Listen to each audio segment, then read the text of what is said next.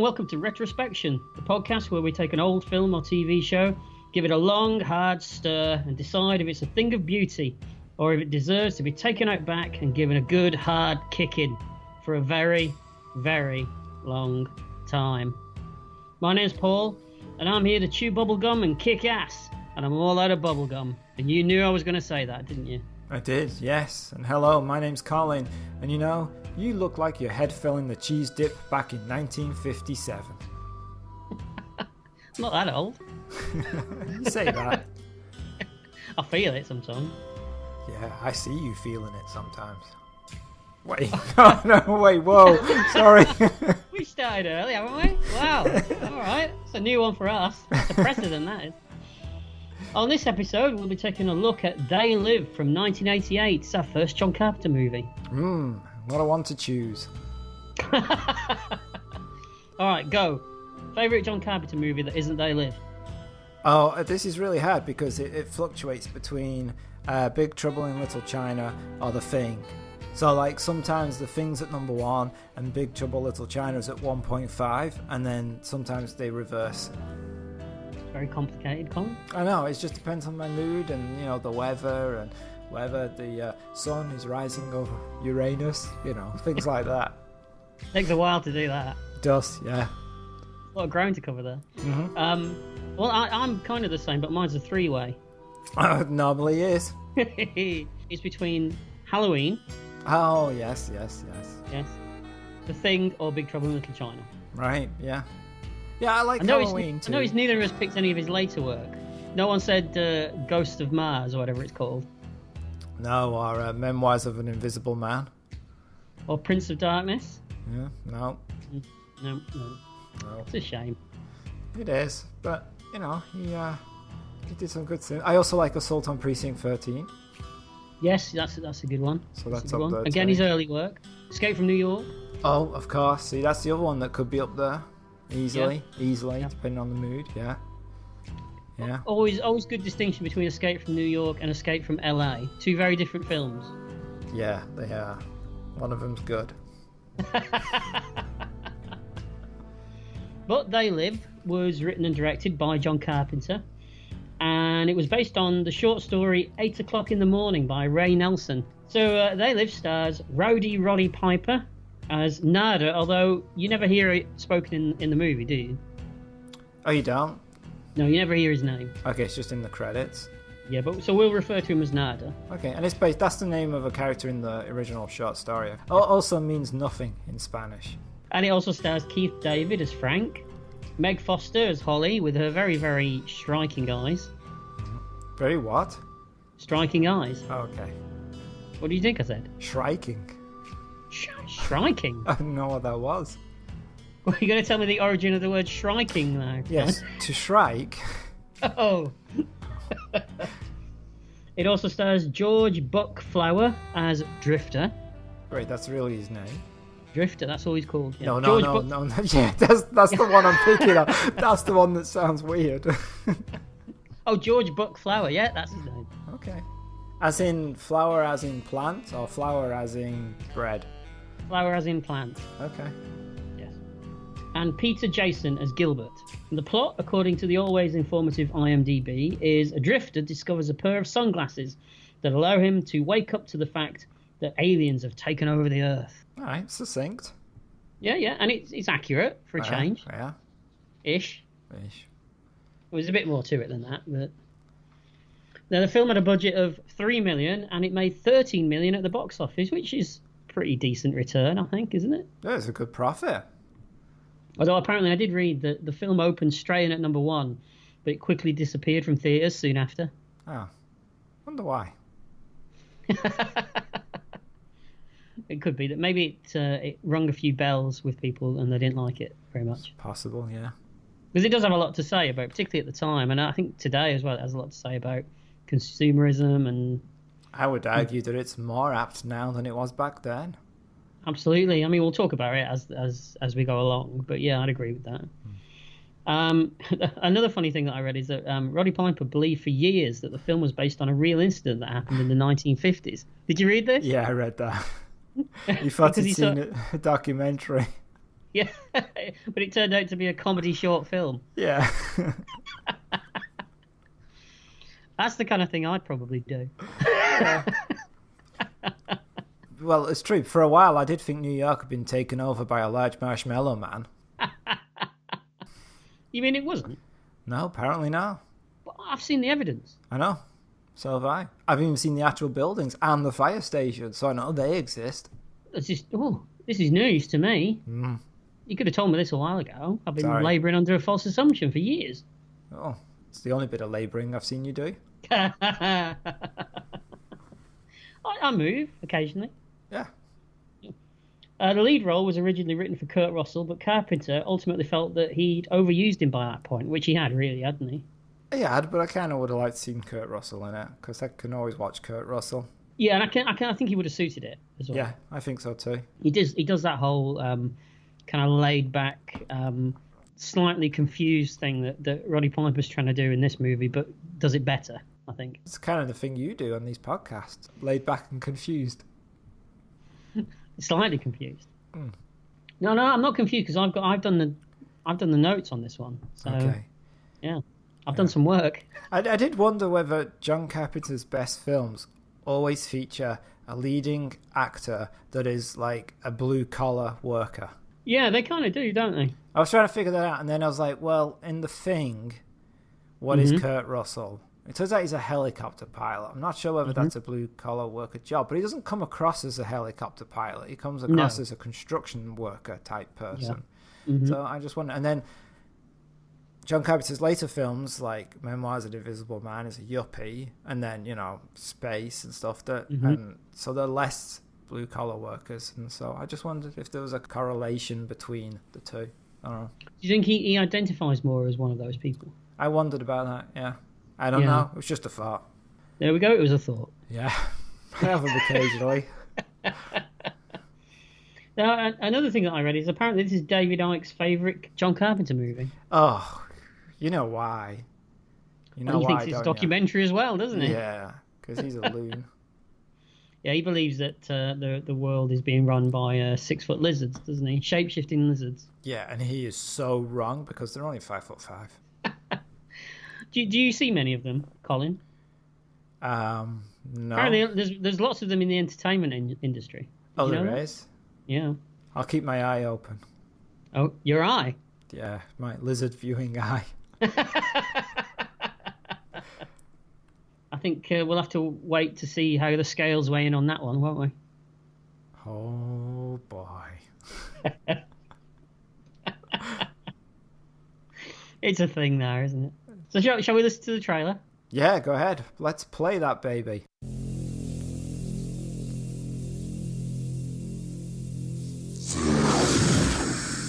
Our masters! What do these things want, and why are they here? You still don't get it, do you, boy? They have recruited the rich and the powerful. They're running the whole show. Wake up! They're all about you, all around you. Blinded us to the truth. Take a look. They are safe as long as they are not discovered. I don't know what they are or where they came from, but we gotta stop them. Stay away from me. Put these on. They have us. Look at them. They're everywhere.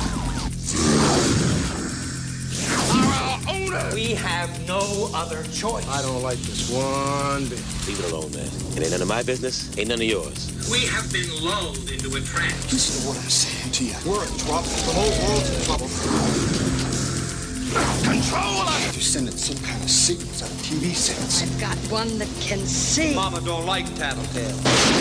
Now we start spilling some blood. Let's go! Push a button. I have come here to chew bubblegum and kick. And I'm all out of bubblegum.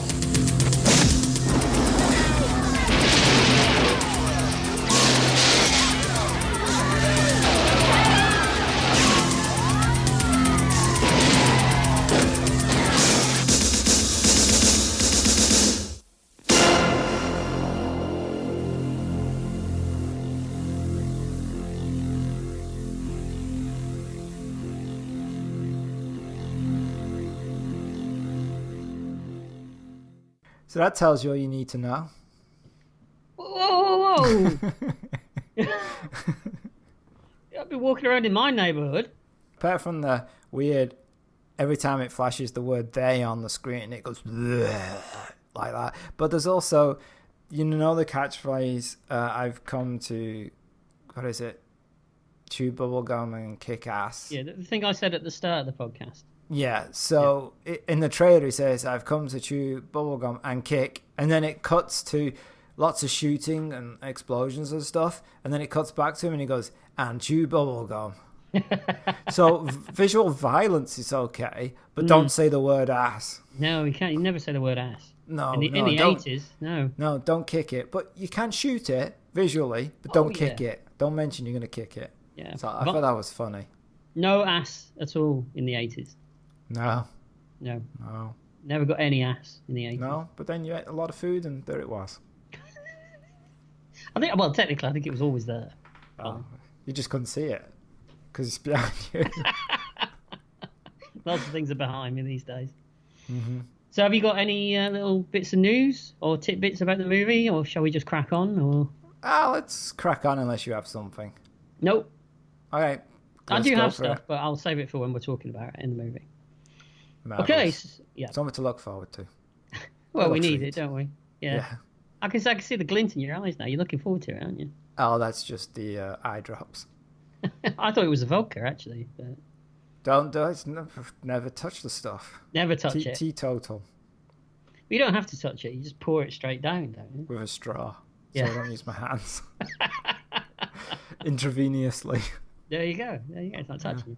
Nope. So we open on a rundown part of town, and there's graffiti on the walls, one of which actually says they live. Yeah, the credit fades into it. I quite like that. Yeah, that was a good shot. Yeah. And we see a man, Nada, and he's trudging along with a backpack on. And he looks up at the large, gleaming skyscrapers towering over the slums, doesn't he? Mm. And this music's by John Carpenter, and I kind of like it. Yeah, I like some of his songs. I've actually seen him live, so it's kind of fun. Yeah, you saw him earlier in the year, didn't you? I did, yeah. Mm-hmm. Was it good? It was a good show. Yeah. Mm-hmm. Did he do all his hit? He did he did most of the films, and then he had his son on keyboards too. And the only weird thing about it was the audience were freakingly tall. It was like I was in some kind of John Carpenter film because they were all over 6 foot tall.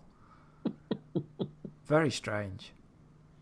Did they all have inner eyelids that flicked in and out every so often? I wouldn't know. They were too fucking tall. Did you hear them hissing? No, they were smothered by the drum beats of the rocking out John Carpenter. One nice thing was that the Christine car was outside. Oh, that's cool. Yeah. Yeah, so it's kind of bluesy, this music, isn't it? Yes, yeah. Tired and bluesy. Yeah, I like it. Yeah. Hello? No, I'm here. I'm just reading for them. Oh, okay. What, are we just going to have a podcast with you reading quietly to yourself? This is different. It's the relaxing one, you think? Is this what an audiobook's like? Because I've never really listened to one. It's just someone quietly reading. Occasionally you hear a page turn. And then you hear someone go, oh. Well, I didn't see that coming. No. And then they put the book down and sip a cup of tea. And then you just hear them walk off and a door shut. And then it goes, the end. If they don't do that, we should start that. Yes, our own audiobooks was just that. This week we'll be reading Dune. Yeah, unfortunately though, people will probably write in and go, it's more entertaining than the podcast. And every so often when you have to look up a word, all you hear is, oh God. Yeah. This page is turning. And then you hear... It means what? Yeah, you go, oh, right, yeah, right, okay. Why did he just say so? That's an idea. That's one of the best ideas we've ever had. Yeah. Yeah, it's not saying a lot, but... No, it's not. So we see Nada pass through all the city, all the dirty street levels, and this city's... It's pretty run down, isn't it? Yeah. So I'm not sure when he passes those people and it starts raining that cardboard's going to keep them dry, is it? No, it's not a happy life. No, it's not a happy life. Oh, it's very profound. Mm. He goes into what's I don't know what the American term is, but he goes into a job centre, doesn't he? Come on, you live there. Yeah, but I've never actually had a job. No, I mean, I don't know what they call them here. We'll say job centre. It's a place Okay. where you go to find work. Yeah. Labour exchange. I think that was 1950s England, wasn't Was it? Are you going back to Sid James? Yeah, I think so. Did he run one? Yeah, he may well have done. And he goes for an interview with a career advisor, and he tells her that he hasn't had a job since he was in Denver, when the work just seemed to dry up. And he gives her his sob story, but she's completely uncaring, almost disgusted by him, isn't she? Yeah. Have you ever been to an interview where the person looks disgusted by you? Don't think so. Not yet. There's plenty of time though, but not yet. Well, Have you? I'm not. No. Said in the tone where the words should have been yes. You'd have to ask the person interviewing me. I don't know. I would. What's the names and numbers? I'll call them now. No, don't do that. I did have a job interview for a certain electrical store that I don't think exists anymore, but rhymes with Lixons, and the one of the job interview questions, he picked up his pen and said, "Sell me this pen." To which my first response in my mind was, "Why? It's already yours." But I don't think that he's looking for that really. No. No. So, but what yeah. did you say? Oh, I talked BS about the pen and what it does and how it can be used, and You got the job, didn't you? yeah. But I think, but I think that was like the for failing the interview, you get the job. Desperation. Yeah, I think if you'd passed the interview, they'd be like, "Nah, you don't want to come work in here." Do you think it's a case of if you can walk and talk, then you've got the job? Well, it says less about me, but but it was a long time ago. I've never had an interviewer look disgusted at me, but I have been disgusted at an interview. Oh, we've all done that. That's true. So he's back to the walk in the streets, and he passes a street preacher who's given a sermon about being blinded by the truth and how there's evil laying unseen in the world, controlling everything. Sounds familiar? Does, yeah. It's very topical. Very. I can see you doing this, Wait, you're going to have to clarify that sentence. Standing on a soapbox, giving the world a what for. Why would I do that? No, I just picture you doing it. That's You've not my always, kind you've of always thing. got opinions, Colin. So Well, we've all got opinions, but, sometimes people just don't need to voice them, and sometimes people don't need to hear them, so I don't go around standing on street corners. well, we do a podcast, That's Yeah, kind let's of what we're doing. No, ignore that bit. Keep going. Don't mention that. I just thought I'd better point it out, But I don't voice opinions on it. You don't. No, never. You do to me. Yeah, well, just because you're an idiot. Fair enough. But then two police officers come and arrest the street preacher, don't they? They do, yeah. Which baffled me later, because we see him What? again. Well, they'd let him out. What are they going to keep him in for? All right, we'll wait. We'll discuss it when we see him again later. Okay. So later it's night time, and Nerda passes a shop window where a person is just mindlessly staring at the TV screens inside. It's like you watching DC Universe. I've actually experienced this. I mean, have you ever been to like a dental surgery and there's usually a TV screen in the corner? Yeah. And people just sit there mindlessly staring at it, don't they? If there's a TV screen anywhere, people will stare at it. Yeah, in a waiting room of some sort. Yeah. Yeah. And so Nada enters a homeless slum stroke camp, and he finds a place to sit and rest. And he finds himself staring at someone's TV through their open window, and he's watching some sort of flaky actress talking about never growing old. So he's not immune to it either, is he? No, he's attracted by, I guess, that life. Mm-hmm.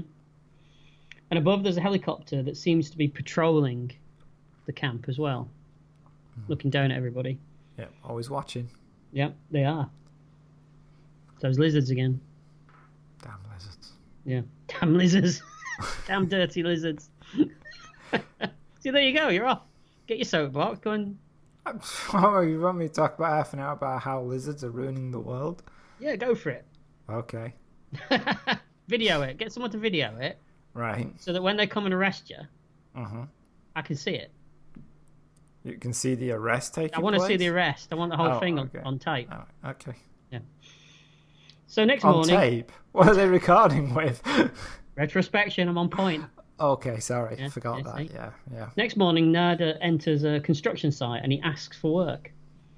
And he says he's got his own tools, which seems to get him the job. It would.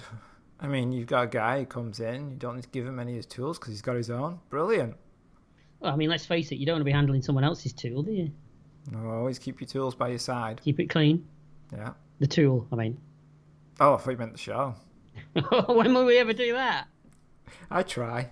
You do, really? Okay. You're not trying very hard these days, either. No, it's like fighting an ever-ending tide. Of filth. Yeah. So the foreman tells him it's a union job, and Nada asks if he can talk to the person in charge. So presumably, now having got the job, Nada is wearing a hard hat, shirtless, and he's digging. Yeah. Why did he take his shirt off? Because it's hot. No one else is taking the shirt off. Because he's hotter than everybody else. Do you mean he's hot? Do you mean he's hot? No, or he's not hot? temperature-wise, I'm talking. Not like, Plus, he's the main star, so he's got to show his muscles. This is true. And we see Frank, who's also digging, and he watches Nada, and he seems to want to keep up with his work ethic, doesn't he? So he starts to dig as fast as he does. Yeah, I don't know why. I'd be like, look at that idiot. I did like his purple vest that he was wearing. That's true, yeah, you like purple vests. Yeah, I'm going to get one. Maybe Nada took his shirt off because that's the only shirt he's got and doesn't want it all sweaty and dirty because how's he going to, clean it? Because he's got no other clothes. That does make sense, and that tracks because he doesn't wear any other clothes in the movie, does he? No, because he's just got that little backpack. God, he's bet he's smelly. What? I just want to see where he was going with it and then see if he got anything else. No, he wasn't going anywhere with it. I bet he's smelly. He probably is, yeah. Well, I don't know. He has a wash. It's just, he has to wash his clothes every night, I guess. It's very romantic when their eyes meet, though, isn't it? Across the construction floor. Frank and Nada? Yeah. I mean, there is a bit of a bromance going on between them. I guess so. So later, Nada is taking a break, and the foreman warns him about sleeping on the site. You've been warned about that a few times, right? What? No. After a liquid lunch? Well, the sleeping isn't the same as passing out. It's two different things. Gotcha. Yeah. So Nada asks the foreman when he's going to get paid, and he says Thursday. Right. You kind of get the impression that he's not going to get paid. I always think that everything looks a bit dodgy at this construction site. Well, they have a union, so... Yeah, I suppose. It's just my natural untrustworthiness of authority, I think. Oh, okay. Wonder what he was going to say then. But all right, yeah, okay. What did you think I was going? You don't like authority, right? You're always sticking it to the man. That's what I know about you, Paul. Always a rebel. Absolutely. Yeah. That's what we used to call you at school. That's not the one I remember. No. But I am a rebel without a cause. Yeah, that is true. Yeah. I haven't got a cause. Actually, I do. I'm drinking one now. Oh my god. Product placement for a beer you don't even like. Yeah, feel free to send me some though. I'll drink it if you want to. Okay. I don't mean you. I mean. Oh, I was like, I'm not shipping you, but you can buy it from yourself from your own supermarket. It's the same crap they make here. I know, but it's easy to. Yes, that's the word. So Frank approaches and he asks if Nada needs a place to stay, telling him that there's a shelter nearby that he's headed to himself. But Nada just kind of blanks him and Frank just shrugs and walks off. He's being very rude, isn't he? Yeah, I don't know why he does this. Is it because he doesn't want charity? I think it's a bit of that. But he is coming off as just a bit of a dick at this point, isn't he? Yeah, I mean, if anyone needs charity, it's this guy. At some point you have to go, you know what? Yeah, I'll take the room. Because I've only one shirt and it needs cleaning. Exactly. Do you think there might also be a little bit of a thing that he's wondering whether it's a lion, he's trying to pick him up or something? Oh, I didn't really think about that, I suppose. But... It could just be me and where my mind goes, but... Yeah, I mean, you think that about everybody. What, that they're trying to pick me up? Yeah. That's because they are, Colin. Yeah, but then, remember when those years ago with Santa Claus, he sat on his knee, he wasn't doing what you said he was doing. He was unwrapping my present. What he was doing. Well, as long as he wasn't pulling your cracker. Oh! He was sucking on my candy cane. This is terrible. I That's know. the worst. So they leave, and Frank notices that Nada's following him. Until at last, they seem to be walking side by side. That's right, yeah. Frank stops and says to Nada, "I don't like being followed unless I know why." And Nada replies, "I don't like joining up with anyone till I see where he's going." So there we go. We've explained it. Oh, all right. Frank turns around and goes, that makes no sense whatsoever, right? There's a lot of lines in this film that don't make any sense. Yeah, they just sound good. It's very flirty, though, isn't it? Is that how you flirt? You follow them home, and then when they say, I don't like being followed, you say, well, I don't like going anywhere till I know where they're going. How do you think I met my life? Yeah, okay, yeah. If you do something enough times, eventually something sticks. Right. Oh, wait. Beg your pardon.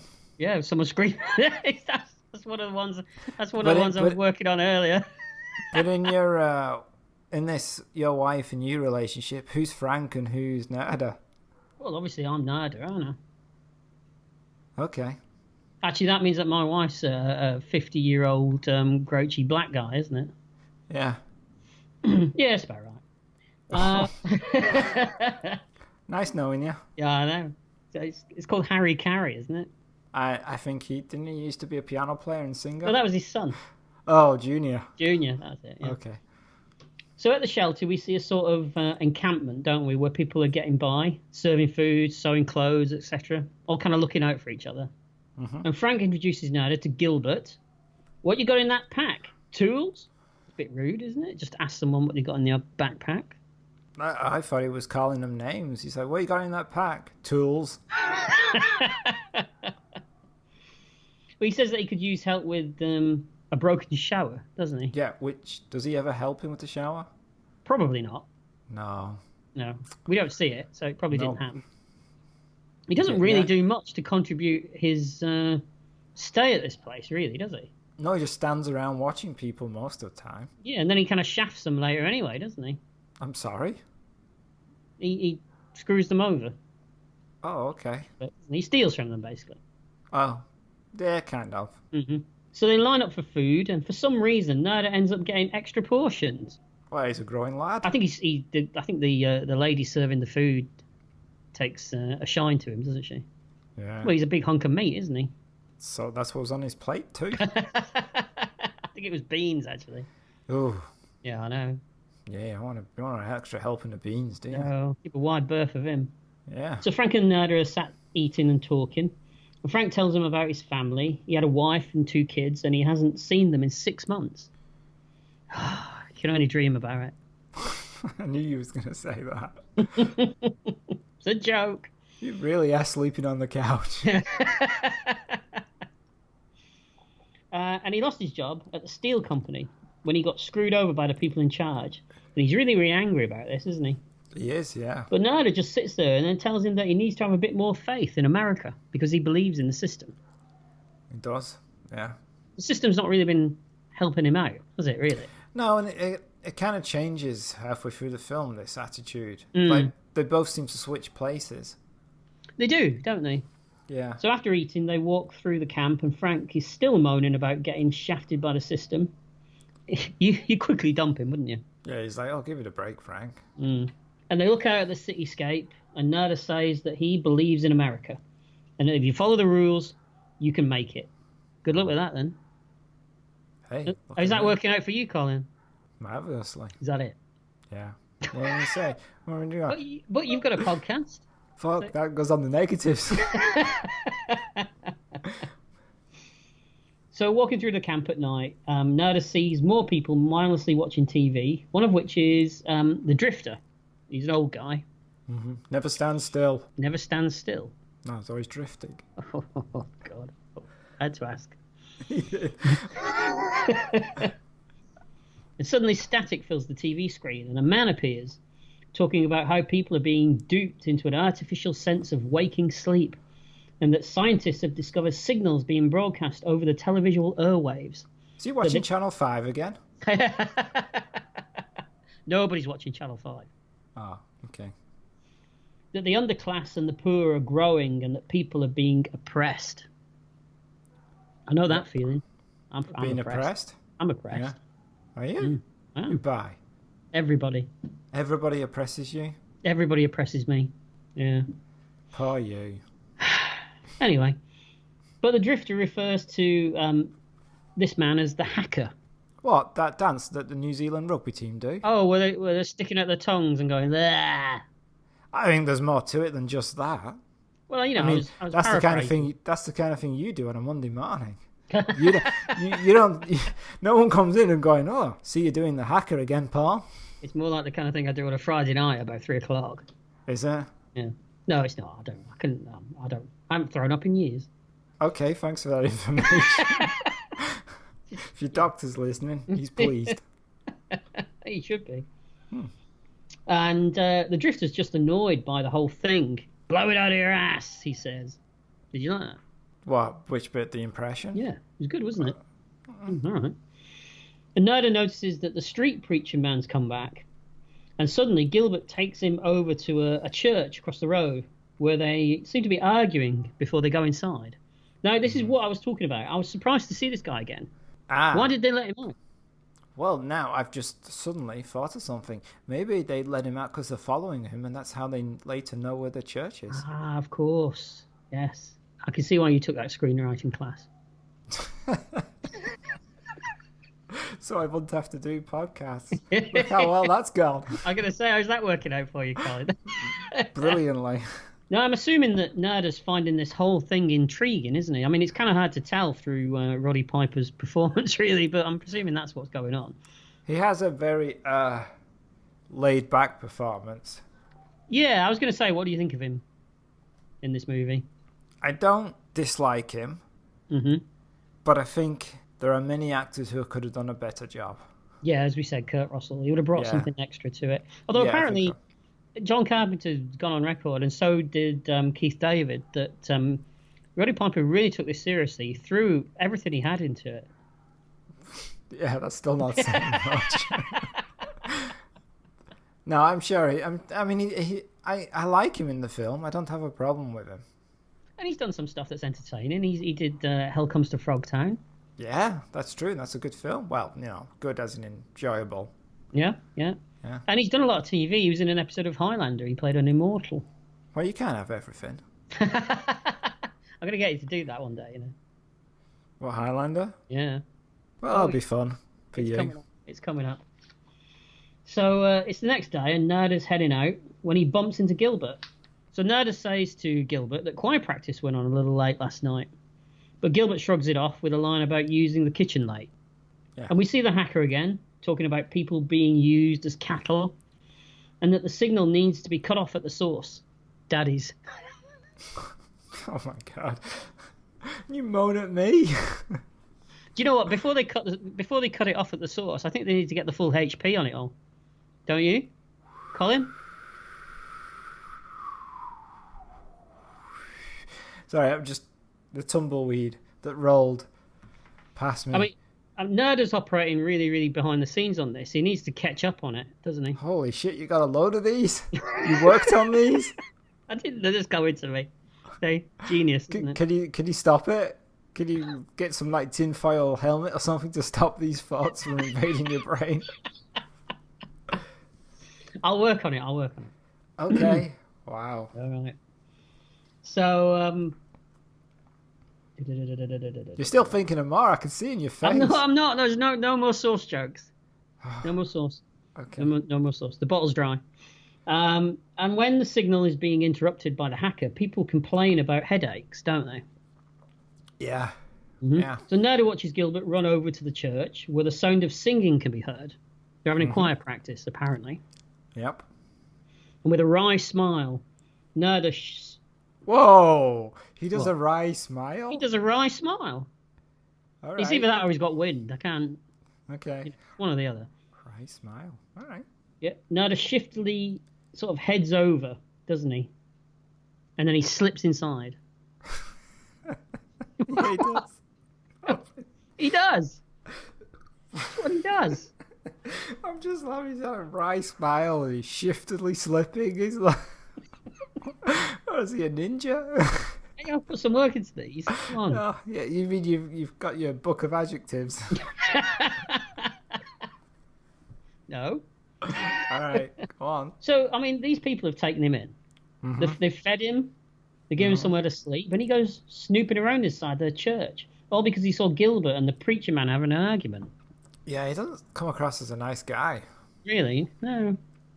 But there's worse to come from other people in this. Yeah. So inside the church, Nerda discovers what looks like some lab equipment and a load of sunglasses laid out on a table. Mm-hmm. And there's a banner on the wall that reads, "They live, we sleep." That's how I spent most of my formative years. It is, yeah. I remember. I went to school with you. Well, we all slept a lot, didn't we? Yeah. Although some of us students slept more than others. Yeah, we used to have a guy, didn't we, that used to fall asleep in class. Yeah. Yeah. We'll leave it there, shall we? Yeah. Let's leave it there. In case he listens to us. He doesn't, but I mean, maybe he dozes through the podcast. But in fairness, most of our listeners do that. It's true. So a large reel-to-reel tape recorder is playing the singing. So there's not a real quiet practice going on at all. No. There's a wire leading from the reel-to-reel tape recorder that leads into the main room of the church. Mm-hmm. What's the main room of the church called? It's called the big room. The big room with the chairs in.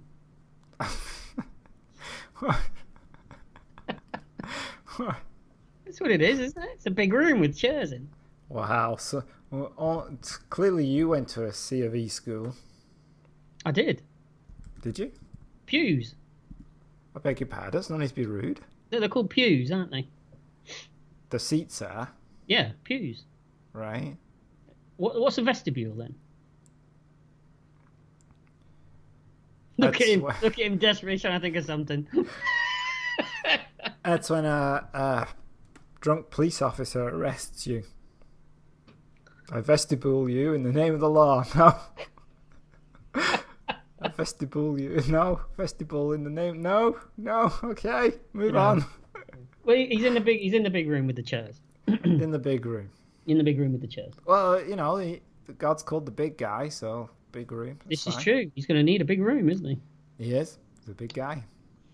So Gilbert's in the room and he's leading some kind of a meeting with some of the people from the camp.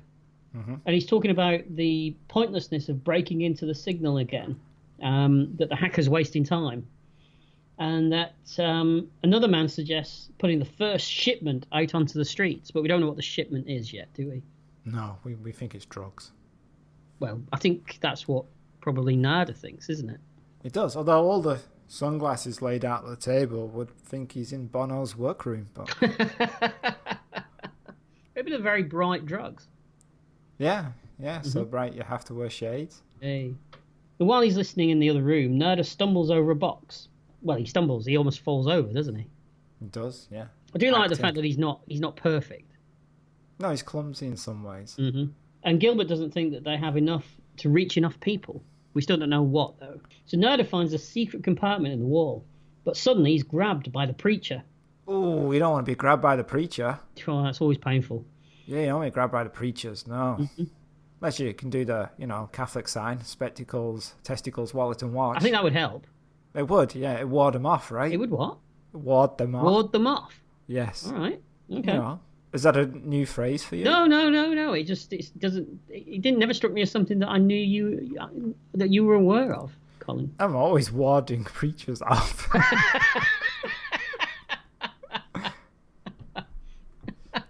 And the preacher starts to feel Nada's face and hands. All right, yeah, because let's just remind our audiences that he's blind. Well, this is the first time I realised he was blind, because there's nothing in that first scene where you see him in the street that tells you he's blind, is there? There must be something, because I knew he was blind. Yeah, but you already knew it was blind because you'd seen this movie before. No, Can I you mean the honestly first time I saw it. You yeah, did? yeah. I think it's the way he was moving and the fact The that way he was moving. the fact Blind that people move a certain way, Colin. I want to The see you get fact- out of this one. Come on. the fact that someone refers to him as the blind preacher. No, they don't. You don't remember if they do or not. You're thinking about it now and you're desperately trying to remember. I'm going to go no. All right. All right. Yeah, I knew he was blind. All right. So Nerda legs it out of there just as a chopper buzzes overhead. Oh. Watch out for the preacher. So later, the Drifter is talking about a plague of violence hitting the streets. As Frank watches Nerda taking binoculars. A plague of violins? No, a plague of violence. Oh, okay. Phew, for a minute there, first plague Violin. of violins. Oh, that'd be awful. All that screechiness. What's wrong with a violin? Oh, one violin's fine. A few violins is okay, but a plague? No. You ever watched anyone pluck it? Beg your pardon? Plucking a violin. It's interesting. Yeah. It's interesting watching someone pluck a violin. Yeah. Well, it's not the way it's designed to be played, is it? It's interesting. It can be played plucked, yes. I think that's the first thing you learn. Is it? Yeah, I believe so. Is it's the same thing that you believe that that he was a blind preacher. Yeah. All right. That's right. Okay. But, Where'd you get your information from? many sources. Many And sources. if you do a catch-up or an HP joke at this point, you're finished. All right. Okay. All right. Where do you stand on sour cream? I try not to. It's slippy. Fair enough. So, I do like sour cream, though. Don't get it Yeah. over here. do you not? Nope, don't make it. I'll send you some. No, the last time you sent me some white gooey stuff through the mail, it caused a lot of problems. Yeah, they never traced it back to me. Well, they could have used DNA. There's no DNA in it. Oh, yeah, I've heard that about you. So the Drifter's talking about a plague of violence hitting the streets. As Frank watches Nerda taking binoculars, and he's watching Gilbert load boxes into a truck. So Frank asks what he's looking at, and Nerda tells him about the lab. But Frank just tells him to leave it alone. He doesn't want to make any waves. No, his name's not Katrina. No, it would be funny if it was, though, wouldn't it? That would be Katrina Nada. Are you making any waves? Maybe. Just occasionally. Once. And then you'll never hear from me again. Oh, no, they represented the Great Britain at the Eurovision Song Contest in the 90s. In the 90s? Yeah. Good. He had it good. Oh, there you go. All right. Wait, she's not English, is she? No. That doesn't seem to matter anymore. It doesn't really for the Eurovision Song Contest, does it? No, it doesn't. Weird that. It's almost like it's a pointless event. I know, who'd have thought it? Oh, well. But Frank doesn't want to make any waves. He just wants to walk the white line, as he says. Wait, so this is his thing now. So Frank doesn't want to cause any problems. No. When previous in the conversation, Frank was the one rebelling and Nerda was the one that didn't want to cause any problems. So what is it, Frank? It's almost like he's inconsistently written, isn't it? Yeah, do you want to cause problems and rebel against the man and everything, or do you not want to? I don't mind whichever it is, just choose one. So indecisive. Yeah. You wouldn't catch us doing that, would you? Yes. No. Yes. Wait. No. Maybe. A little bit. Not at all. Some. Occasionally. Never. And Nerda has a really good line here as well. He says, white line's the middle of the road, and that's the worst place to drive. It is. Good line. I like, as I said, there are some great lines in this film. Some of them don't make sense and are totally inappropriate but to the conversation that's happening, but they are great lines. So just as an aside, which one would you be here? I mean, I'd obviously be the maverick tough guy, wouldn't I? You'd be Frank, wouldn't you, playing it safe?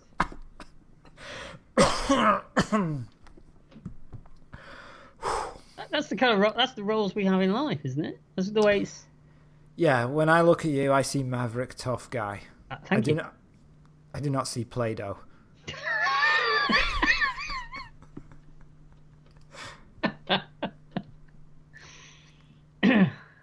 You Yeah. you are what you are. Yeah, Maverick Tough Guy. Maverick Always Tough. thought it myself at school. In fact, that was your nickname at school. Paul Maverick Tough Guy Wood. Absolutely. Tough Wood. That's what they used to call Tough you. Wood. Tough Wood. Yeah. No, that was for a whole different reason. Occasionally someone would call you Balsa, but they were just, taking the piss. I couldn't have been bold, so I never broke. I know, but you bent.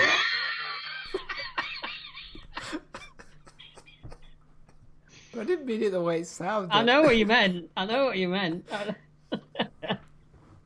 So later it's night, and Nada's still watching the church through binoculars. Did he not bother going to sleep or moving or anything? No, He's still in the same position. I mean, what else is he going to do? Go to work? He doesn't seem to do that anymore either. Yeah, He's just got this job, and he doesn't seem to go anymore. Well, are we on the same day still?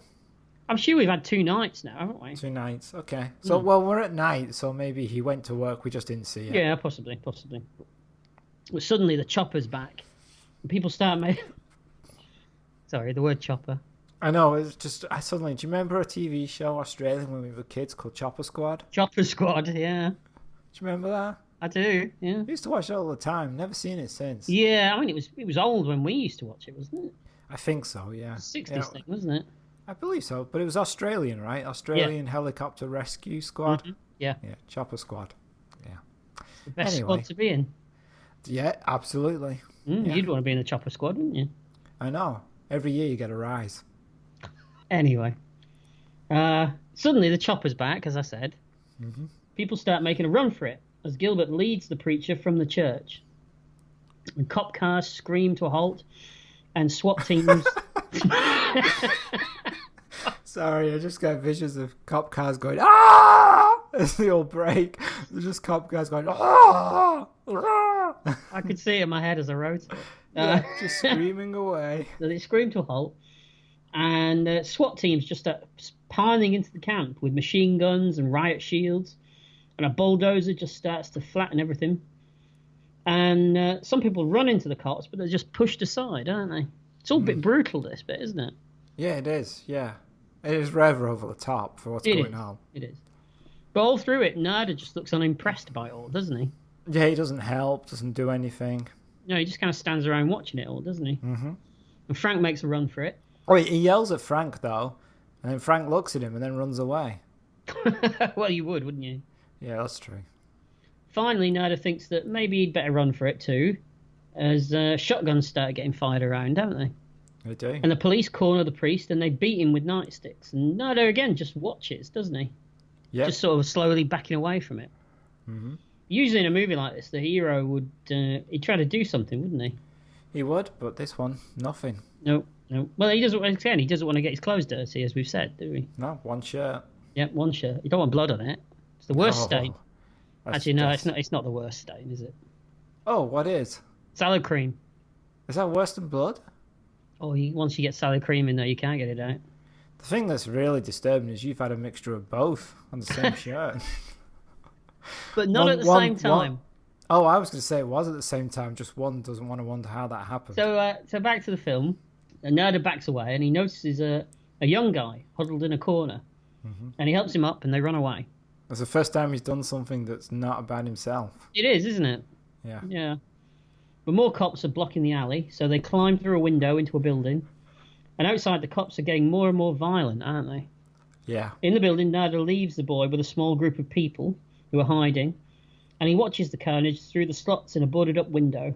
This whole thing's a lot like... do you think the connotations with kind of like Nazis raising the ghetto is kind of...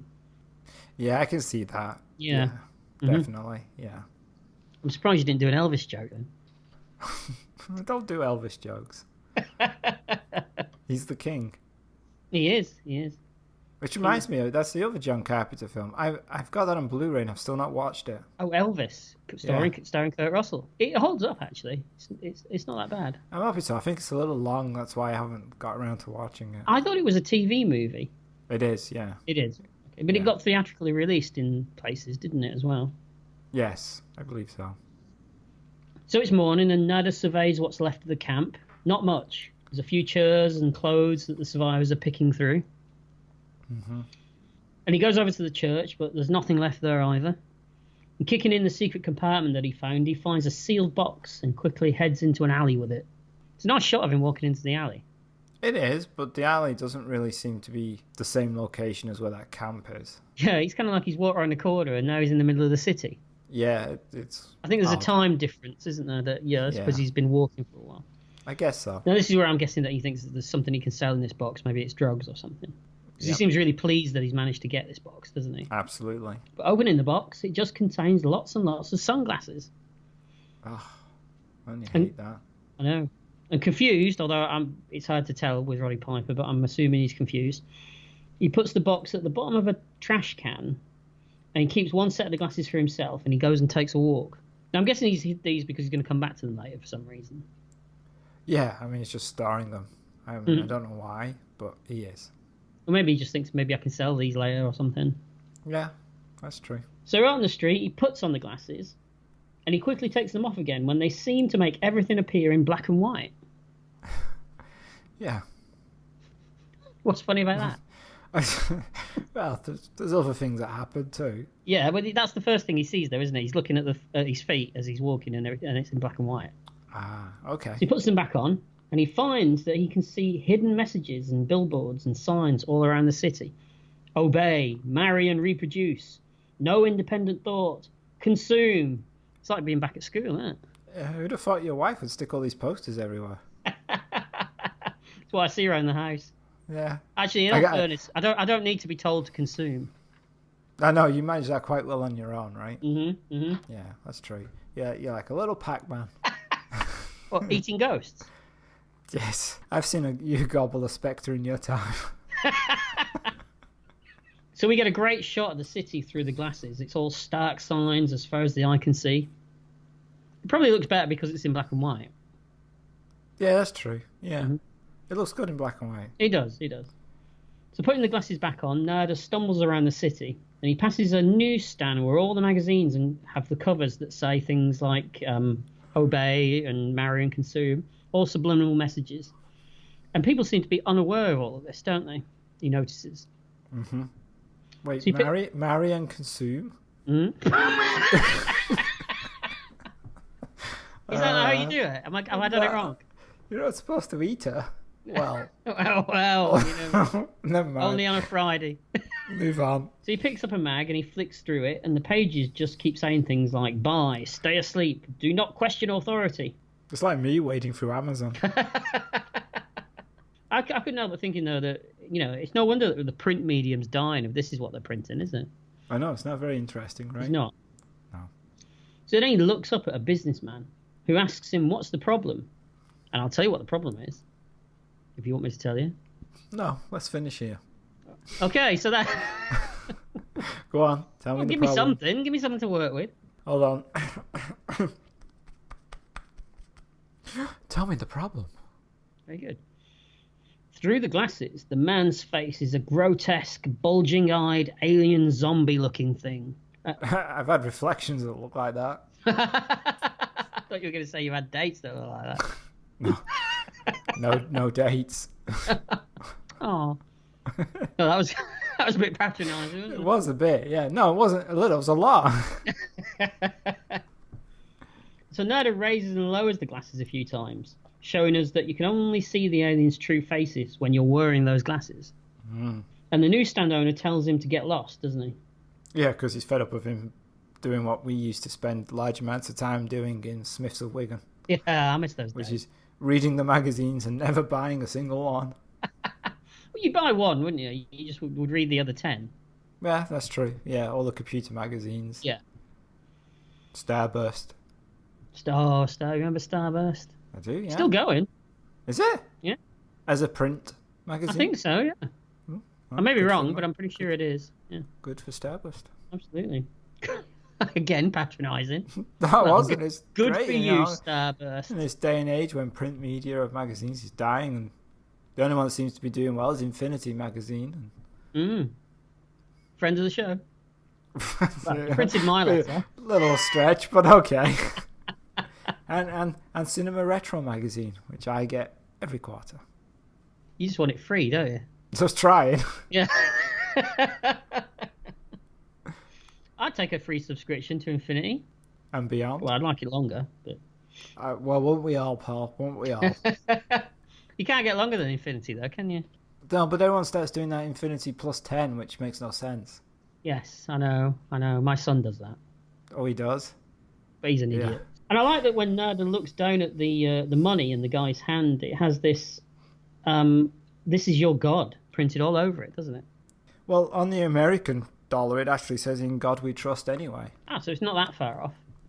For those of you at home, Colin's now holding up a, what is it, a $1 bill? Yeah. Yeah, that's all I have. You don't expect more, do you? I tell you what, you should see the moth holes in it. It's unbelievable. Wait, I haven't ironed this one. You won't see Colin putting his hand in his pocket very often. Actually, no, you will. Oh, yeah. Yeah. I got that one wrong. Yeah, very rarely gets out of my pocket. So moving on, Nerda passes through a traffic light, which through the glasses has a radio antenna attached to it. Yeah, okay. So, we hear a sound, right? Mm-hmm.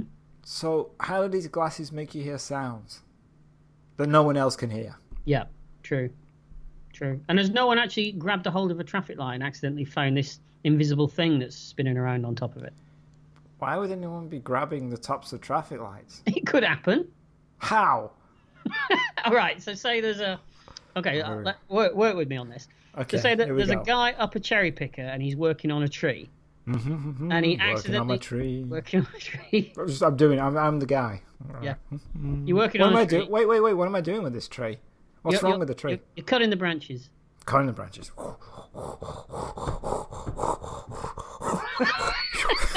Not like that. What the hell are you doing? That's the saw sound of cutting the branches. All right. Can you do it less vigorously? Wait, is You've this a got an electric sensitive saw. tree? You've got an electric saw. Oh. That's even more disturbing. All right, so I'm cutting the tree. Yeah, you're cutting the tree. Take this tree. Ha ha. And then all of a sudden, a bus comes around the corner and it hits the cherry picker. A bus. Yeah, it's comes around the corner. Okay, all right. Bus is Oh my God! Look at the bus. Hits it. Ah. So you go toppling out from the cherry picker. You fall out of the little basket thing that you're standing in. Yeah, I'm still falling. Come on. Yeah, and the only thing you've got to grab a hold onto before you hit the ground is the top. But then you find that you've grabbed a hold of this invisible thing. What the hell? And then Donald Duck appears. Wait, what? Why would Donald Duck appear? I'm throwing in a curveball. See if you can run with it. Okay. First rule of improv. Okay. All right. I must be going quackers. Oh, there we go. As seen. Thank there you. we go. That's very good. All right. Yeah, I can see that happening every day. You're right. Absolutely. Yeah. So someone could have touched it. Absolutely. I was wrong. What a fool I was. So Nerda goes and looks into a hair salon, and there's humans and aliens getting their hair done together. Yeah. While on the street, an alien woman is putting luggage into her car with the help of an unwitting human. Mm-hmm. And this is a weird shot, this, because it's kind of like back projected, isn't it? They're not actually in the real street. Did you notice that? I did not notice this. Yeah, it's the one shot of the whole thing where he's walking around the street, which is back projected. Oh, I wonder if they thought they needed it afterwards. Probably. And then they just had a shot of him looking at something to get a reaction. Yeah. I do like the fact that the aliens are behaving very human-like. You know, because they would, because to remain hidden, wouldn't they? Well, so yeah. They're talking like, they're gossiping. What was you expecting? Why? Yeah, of course they are. I mean, why would they be anything different? They're trying to take over the world. But it's a funny image, isn't it? Seeing it these is. barbarian It's aliens talking about the weather and stuff. And have you That's seen true. that thing on TV and the game and things like that? The game? Oh, the sports game. Yeah.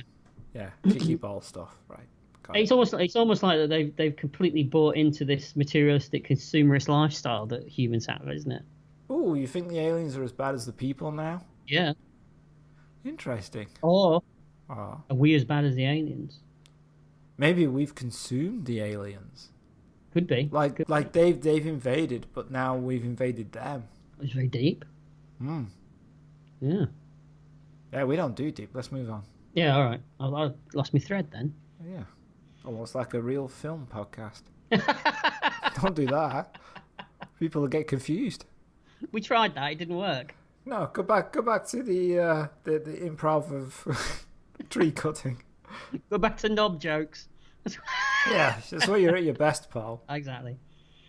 So Nader enters a supermarket and he sees aliens shopping with humans, gossiping and discussing their jobs. So on a TV, there's an alien giving a speech, and Nader whispers to himself, it figures it'd be something like this. And he says it in a kind of happy way, doesn't he? He thinks the whole thing's funny. Yeah, I guess he does. Like it's a game in some ways. Yeah. And an alien woman walks into him, and with a crazy laugh, Nader tells her, your head looks like it fell into a cheese dip back in 1957. He does, yeah. Which is the line you used. I like that line, but I have no idea what a cheese dip is. It's cheese that you dip things into. Excellently explained. That's what I wanted. Now I'm enlightened beyond belief. You've dipped cheese, haven't you?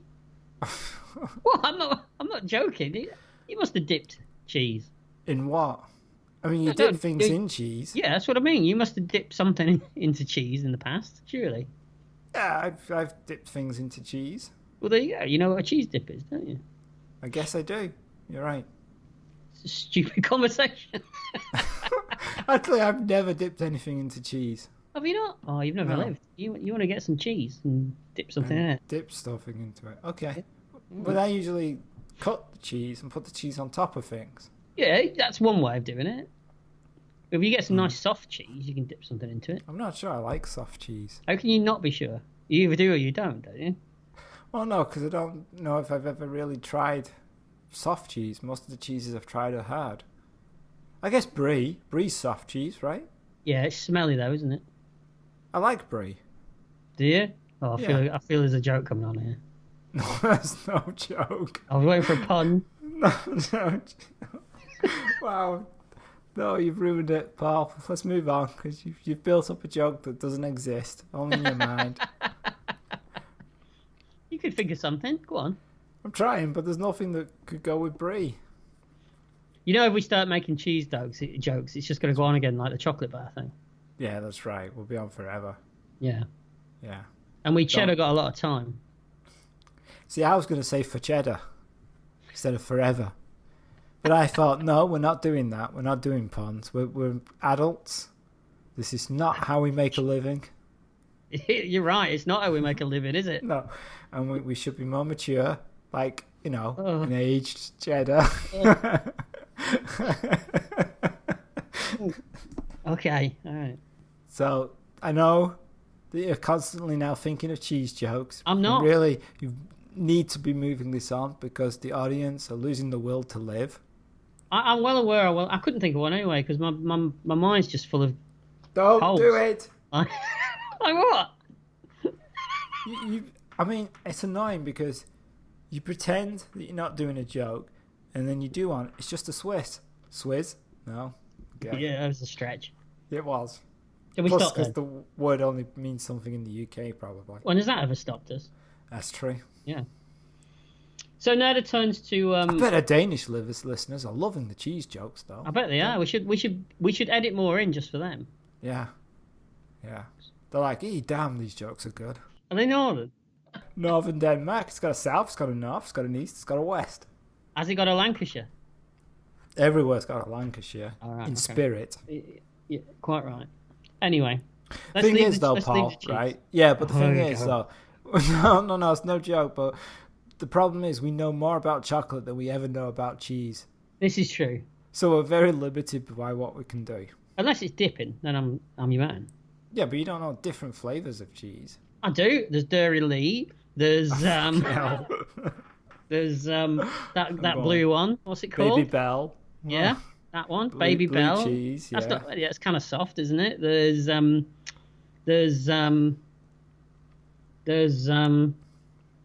What's that one? That's that one that's all creamy. Philadelphia. There you go. Yeah. Not really types of cheese, but all right. If it says it on the tin, then that's the type of cheese. Yeah, you're all over these cheeses. You're huge. You're like evil on these cheese. You're a monster. I am. Monster cheese. Yeah. This is weird. All right. Yeah, Okay, get back to the film. Back to the film. So then Nerda turns to two women walking past. One's a human. Into two women? No, he turns to two women. Oh, sorry.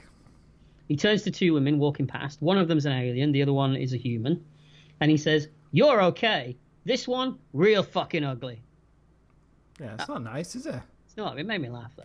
Right, The way he says it, it's... I bet he enjoyed that.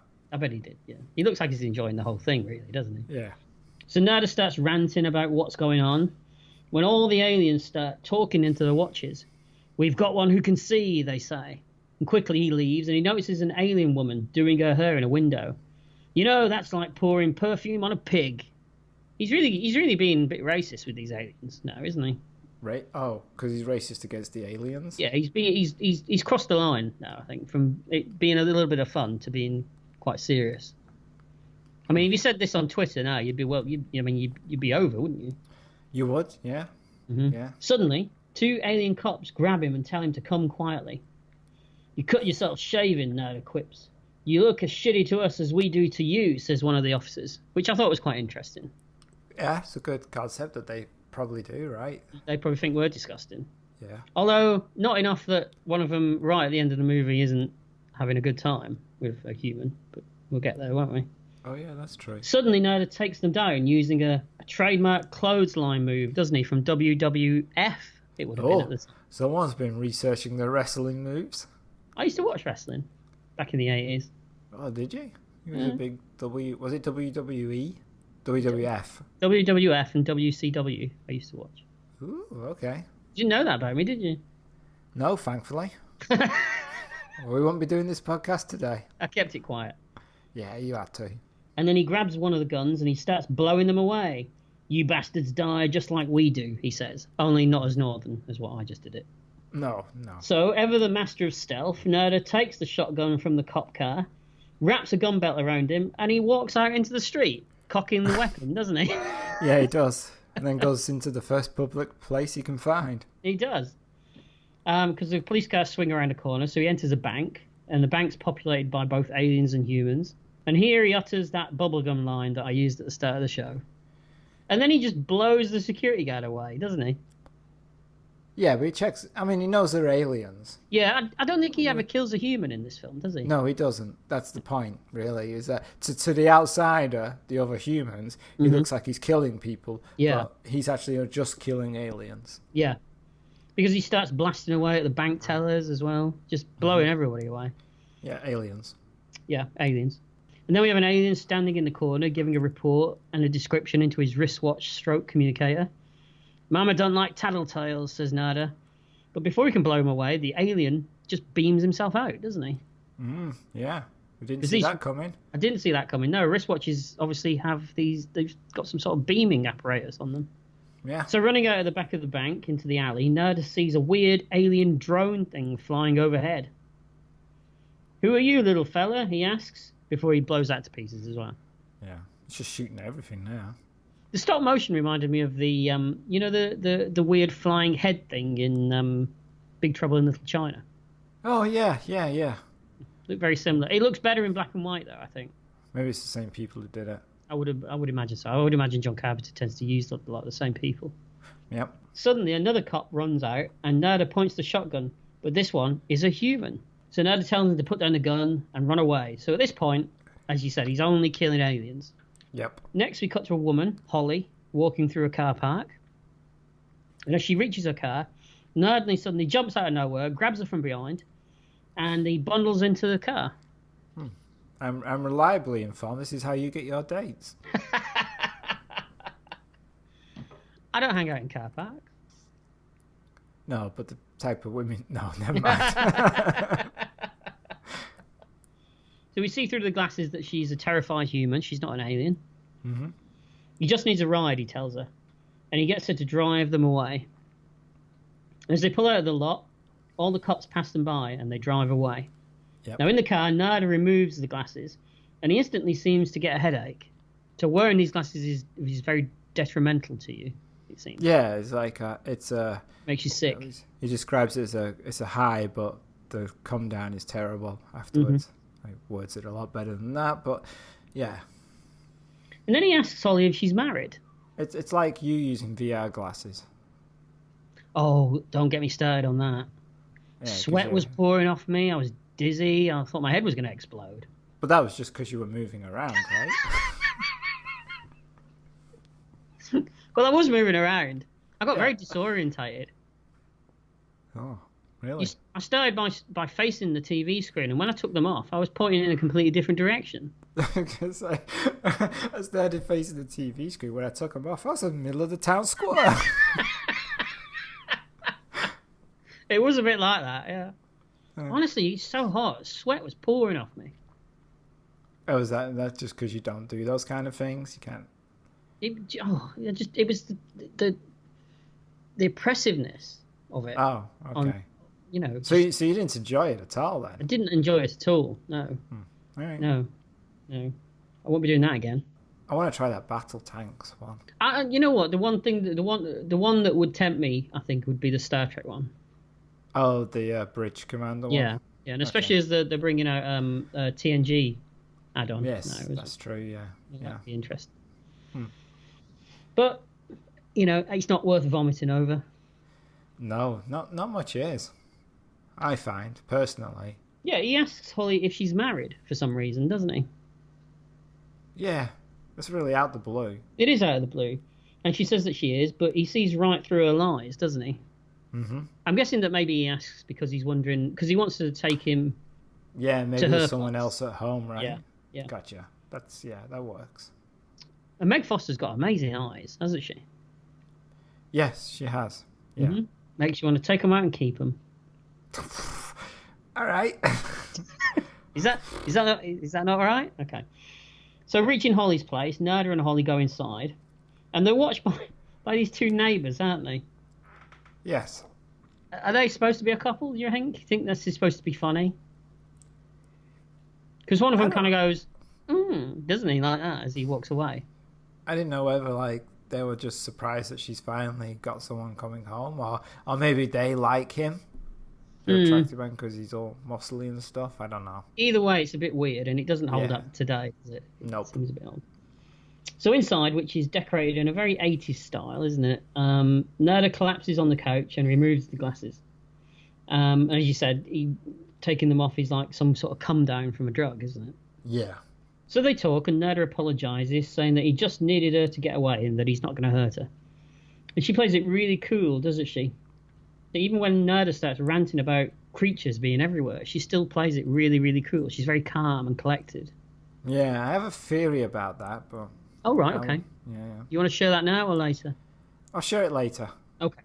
So she starts stringing him along. I don't mean literally sort of... Put him on a string. Yeah. Yeah, she's got loads of men. One What? after the other. What? She hangs them from a tree. Is it like that Monty Python sketch where she takes him upstairs and all the milkmen are in the bedroom? Yeah, and then she joins them all together with a string. One of them's a skeleton. Creates a decoration out of them. You're getting very dark these days. And then she lights them up.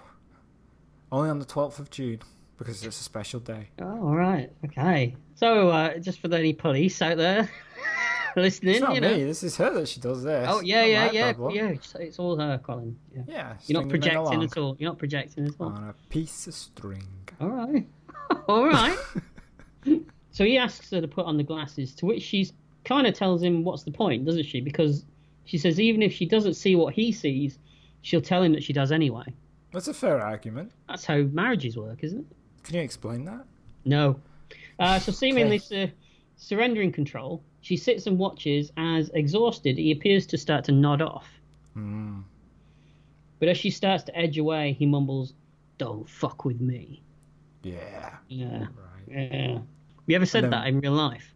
No. Have you not? Have you? No. I said in such a camp way. No. Yeah, that's better. Right, so saying that she's thirsty, he allows her to go and pour herself a drink. And bringing the glass and the bottle over, she looks out the window So calming down, Nada apologises and asks Holly what she does. It turns out that she's an assistant program director at the local news station. Mm-hmm. So realising that this could help, Nada jumps to his feet and he grabs the TV remote. I presume that he's going to show her the hidden signals on the television. Yes, that's what I thought. But suddenly, she smashes the bottle right over his head and pushes him out the window.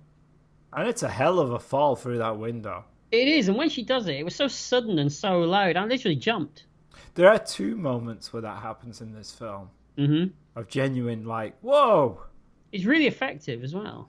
Yeah. What's the other moment? Oh, have we not got there yet? Not got there, it's later. And he nosedives straight out the window, and it's a pretty high fall, isn't it?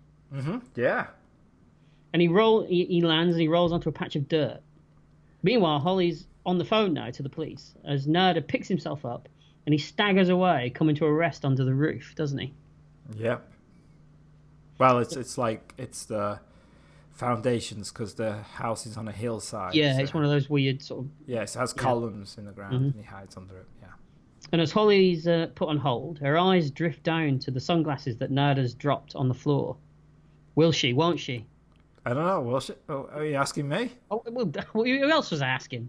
I don't know.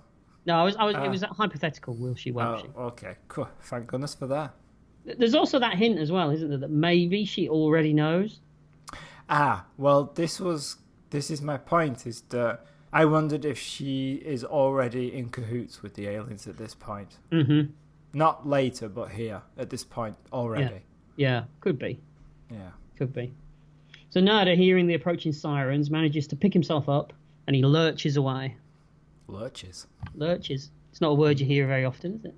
No, not outside of a Mel Brooks film. How many pages are sticking together? Well, stop getting excited. No, it's the paper I used.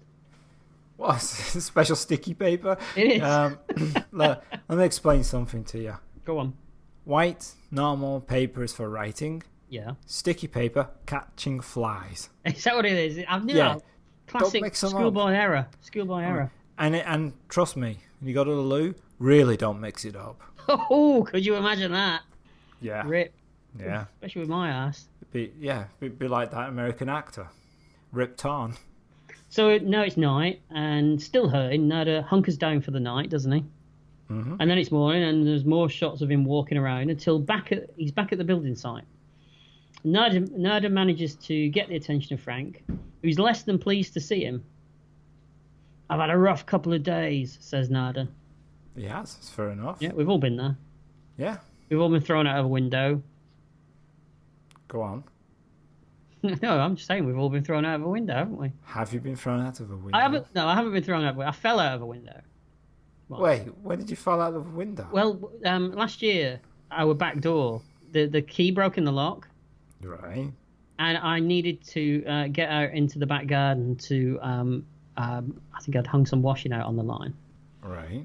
And you can't get into the back garden. There's no back gate or anything to our house. It's literally through your French doors or whatever. Yeah. Patio doors. Okay. So I had to climb out the window to get in the garden. Which window?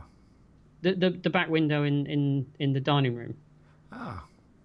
Okay. And I started to climb, and it seemed like a really good idea at the time until I leaned forward too far and fell face first onto the floor outside.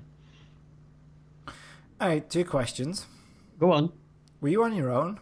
Yeah. Okay. How was you planning on getting back in? I climbed back through. Getting in would be easier because I've got garden furniture out there I could push against the wall. So getting in was fine. Getting out was the difficult part. I'm just curious. Did anybody film this? You'd love that, wouldn't you? Oh, God, yes. It was concrete that I fell on as well because our lawn only starts a few feet away from the house. You landed face first? Yeah, on the concrete. Yeah, that's all right. It hurt as well. It did. The concrete? Was the concrete all right? Concrete was fine. Oh. Solid, yeah. That's good. Yeah. That's expensive stuff to get repaired. I don't think my face is going to damage concrete. No, that's true. That's true. I mean, I know I'm a tough maverick guy, but I'm not that hard. That's right. But then when you hit the concrete, you probably just just kind of folded because, Play-Doh. absorb the blow. It did look kind of like when you get a soft donut and you throw it against the wall. I can visualize that. Yeah, there you go. Wow. It was a bit like that. It was a bit like that. Okay. Interesting. And it was raining. Oh, that was why I needed to bring the washing in. Oh, yeah, that makes sense. That was interesting, wasn't it? I found it scintillating. So Frank obviously knows about what happened with Nada, him going around blasting people in the streets, because he tells him to just get lost, doesn't he? That he doesn't want the trouble.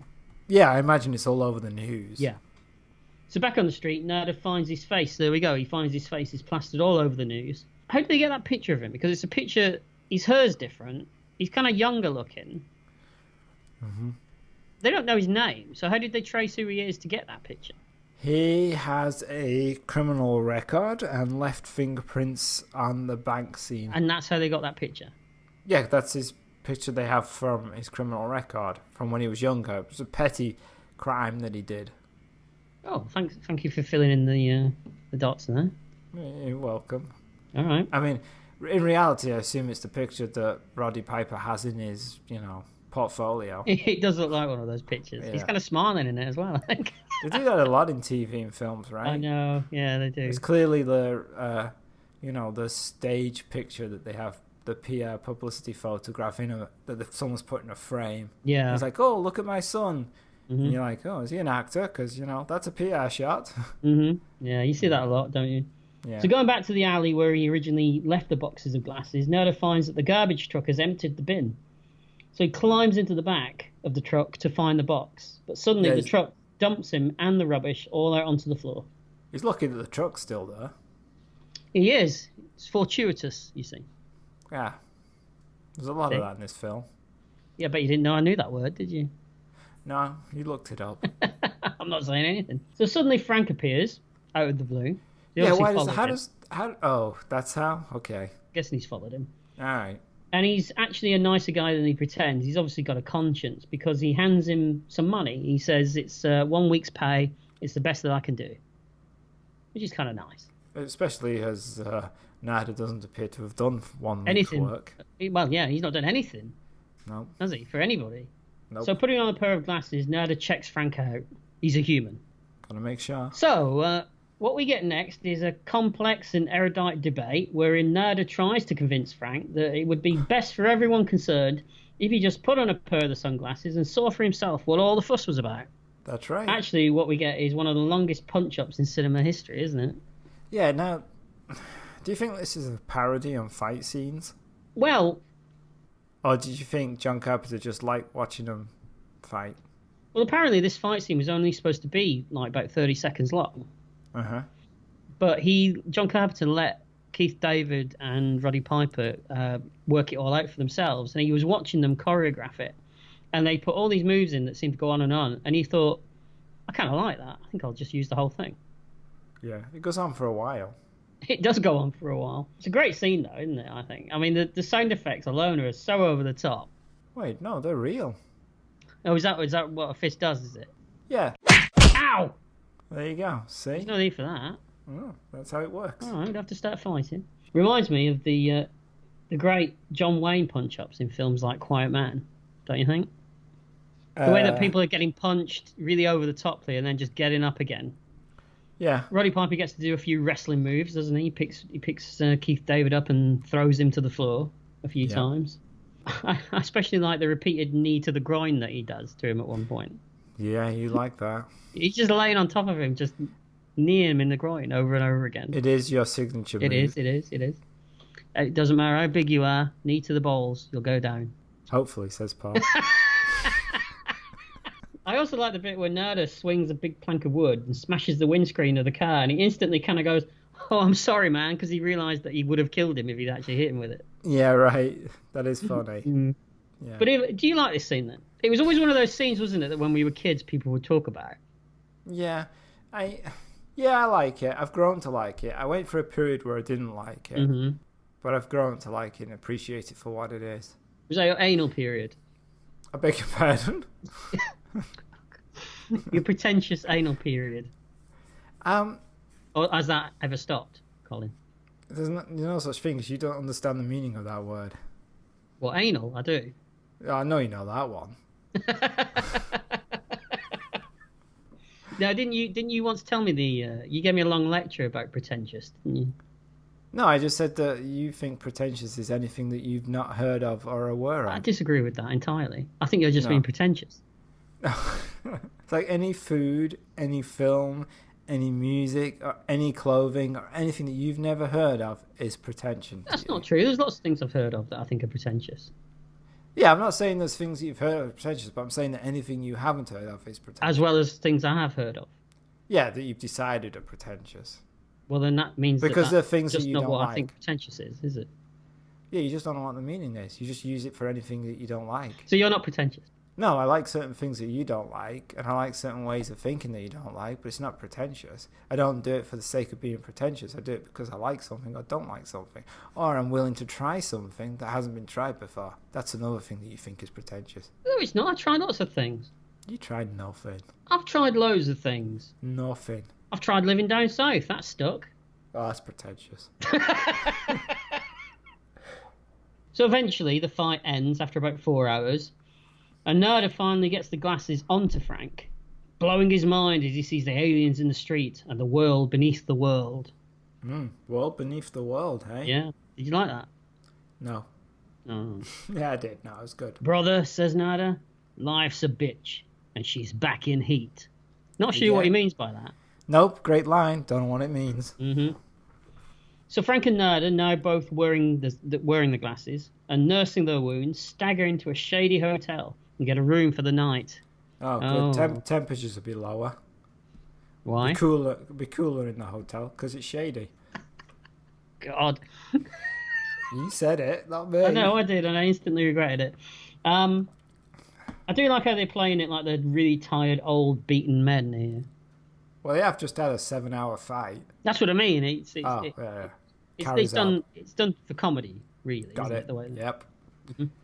So they're in the room, and Nada looks over at Frank and says, "Ain't love grand?" So later, Frank is looking out the window at all the subliminal rewind. All the subliminal Bilbos. Rewind. I always remember that in Lord of the Rings. Subliminal Bilbos. Yeah. Where he pretended to have the ring but didn't, but was keeping little secret messages to Gandalf when no one was looking. Subliminal Bilbo. Yes, absolutely. So he's looking out the window, all the subliminal... I still can't bloody say it, you know what I mean. All the billboards. We all know what you mean. And Nada warns him not to wear the glasses for too long because of the headaches. Right. So Frank gets irate, asking who they are and where they came from. Well, they ain't from Cleveland, says Nada. Although Again. there's probably some in Cleveland. Well, yeah, they're everywhere, aren't they? Yeah. So he's wrong. He's wrong. What does he know? Fucking idiot. And they decide to try and find the makers of the glasses. So later in the evening, having a beer in their room, Nada has this weird tonal scene where he talks about how his dad was physically violent to him as a kid, doesn't he? Yeah, he does. It just kind of comes out of the blue. It's like, I didn't know we were watching this movie. I thought we were watching the movie with aliens and fights that go on for 20 minutes. And then he says, I ain't daddy's little boy anymore. And then it's never mentioned again. No. Weird. Do you think that was maybe a leftover from what the script probably used to be before they changed it? I don't know whether it's... Or it could be from the story, the short story. Could be. Mm-hmm. I mean, can you draw a connection between the aliens and how they're treating the humans and his father and how he treated him? I don't know. Is what the aliens are doing, is technically abuse? I mean, because the humans are getting a pretty good deal out of it from all I can see. You'd live in that world happily? Well, we'll talk about it when we get to a scene later with the Drifter when he makes a reappearance. Okay. And I'll give you my views on that. All right? Yeah, it's an odd scene. So Frank wonders if the aliens have always been amongst us, using and feeding on all humanity's dark and cold-hearted natures. I've got news for them, says Nada. There'll be hell to pay, because I ain't daddy's little boy no more. It's an interesting concept, though, isn't it? Which came first, the aliens or the humans? Yeah, it is. It's a good question. Mm-hmm. Or whether the aliens have always been there. Mm-hmm. Sort of guiding us to this point. Yeah. Mm-hmm. Yeah, maybe it's not like an invasion. It's just that they're living there. Yeah, kind of a symbiotic relationship. Yeah. And you have no idea how hard it was to get that word out then. Oh no, I saw your face. No, I mean, not symbiotic. That was easy. Relationship. That was the hard one. Yeah. You do have problems with that word. So next day, Frank, buying some groceries, is followed back to the hotel by Gilbert, who makes a reappearance, who's also wearing some sunglasses. Yeah, Gilbert just happens to be there. Yeah. So has he been following them, or bided his time? It's one of the things, maybe, I don't have to talk about it now or later, but there's a lot of coincidence in this film. Mm-hmm. Yeah. He gives them guns and the address of a resistance meeting later that night. So Nerda and Frank go to the meeting where a group of people, men, women and children, are all discussing... Yes, people. Yeah, they're technically people, even children, discussing the aliens. And they're given contact lenses to put in that do the same job as the glasses, but with less pain. Yeah. It's kind of a neat thing. Yeah, so your actors don't have to wear sunglasses all the time. It's a shame though, because the sunglasses look is quite a good look. I've seen you rocking that look. I've seen you rocking that look, particularly in a picture that we found online not long ago when we were kids. That's true, and I still wear sunglasses now. You still wear the white trousers? No, I've... And the jumper from Bullseye that you're wearing. Fashions have changed, Paul. Have they? Although I'm sure it'll come around again at some point, and I'll be like trendy again. I'm sure. Again. Yes, again. That's right. All right. I was so cool. If you'd snapped me in half, coolness would have been written all the way through me. I mean, also no refunds would have been written, but coolness would have been there. Right next to it. Yeah. In very small writing. The coolness would be there are no refunds is in huge writing. That's what I mean. No mistakes. So on a TV, the hacker's still talking about the subliminal messages that the aliens are transmitting through the televisions. Even when it's turned off now, apparently, they can send them. Yeah. So, yeah. That's another thing this film does. It kind of moves the goalpost, changes what's going on as it kind of progresses. Yeah. So Gilbert tells them that the streets are crawling with cops, most of which are duped humans working with the aliens.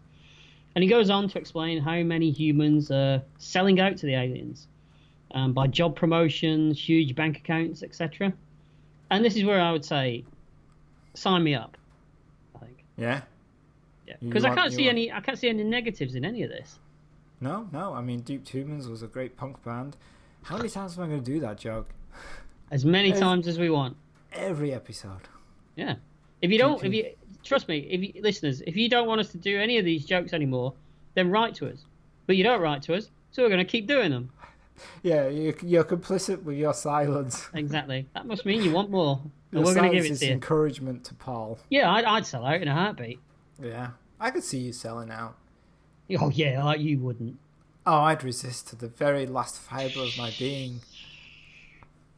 What's that, snare drum? Did a snare drum just walk in? I thought that was deflating. Oh. So, you'd be the first one in the line.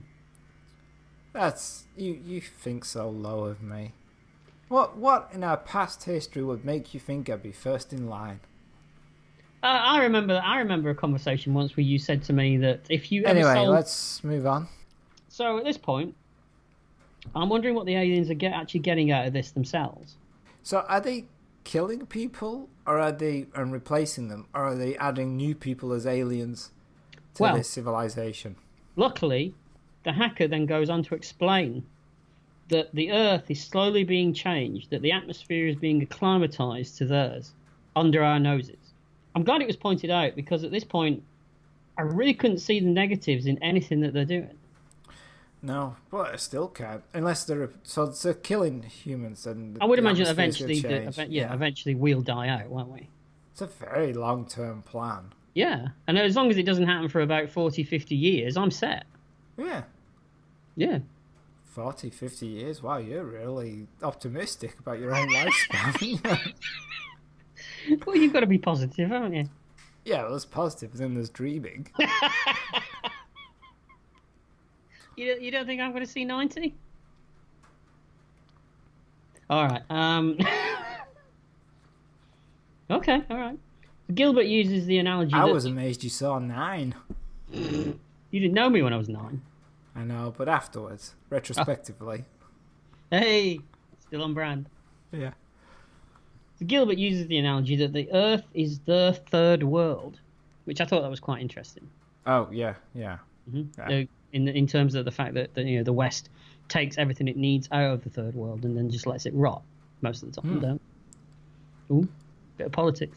Just a touch, not too much. Yeah, that's what they all say. So Gilbert says that we need an assault crew to hit them and hit them hard. And Nerda tells them that you got it. And if I was Frank here, I'd be edging for the door, wouldn't you? Yeah, He's like, don't lump me in all this. Yeah, I don't want to be in the assault crew. I want to be in the pepper one. They're actually used. No one wants them. They come in afterwards. Sprinkled. Here and there. Okay. So a resistance member talks about the aliens communicator beam watch thing. Yeah. And he gives one to Frank. I presume one that he's taken from a dead alien at some point. Well, yeah. Not a live alien. He could have took it off somewhere and then he just pinched it, I suppose. Oh, could have, yeah. So Nerda and Frank listen to Gilbert. In an alien changing room. Yeah. Because, I mean, you wouldn't know, would you? No, so on the side. Like, or when an alien was going on holiday and they put it through the X-ray, switched it with a dud.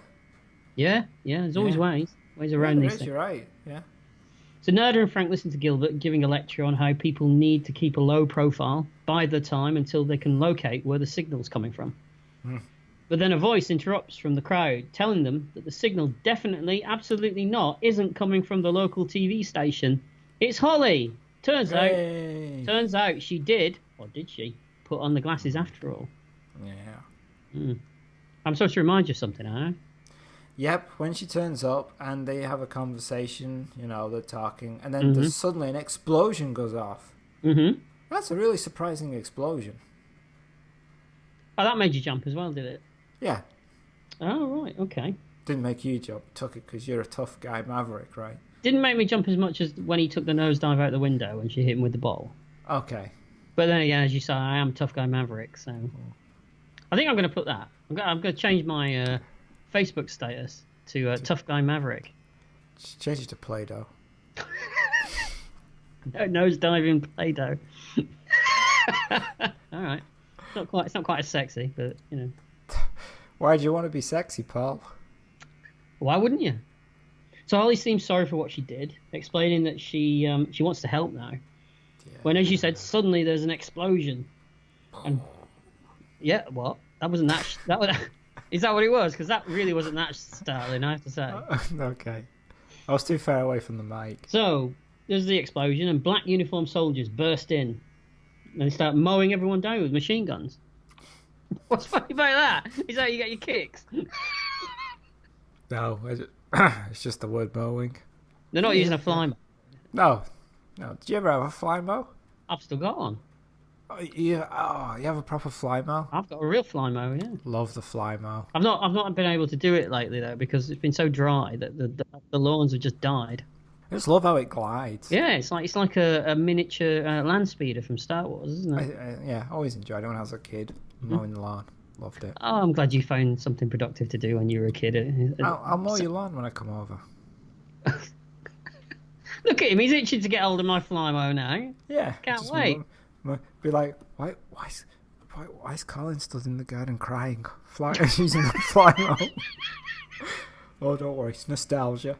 All right. You can come and mow my lawn. I've got two. I've got one at the front and one at the back. It's not a euphemism, right? No.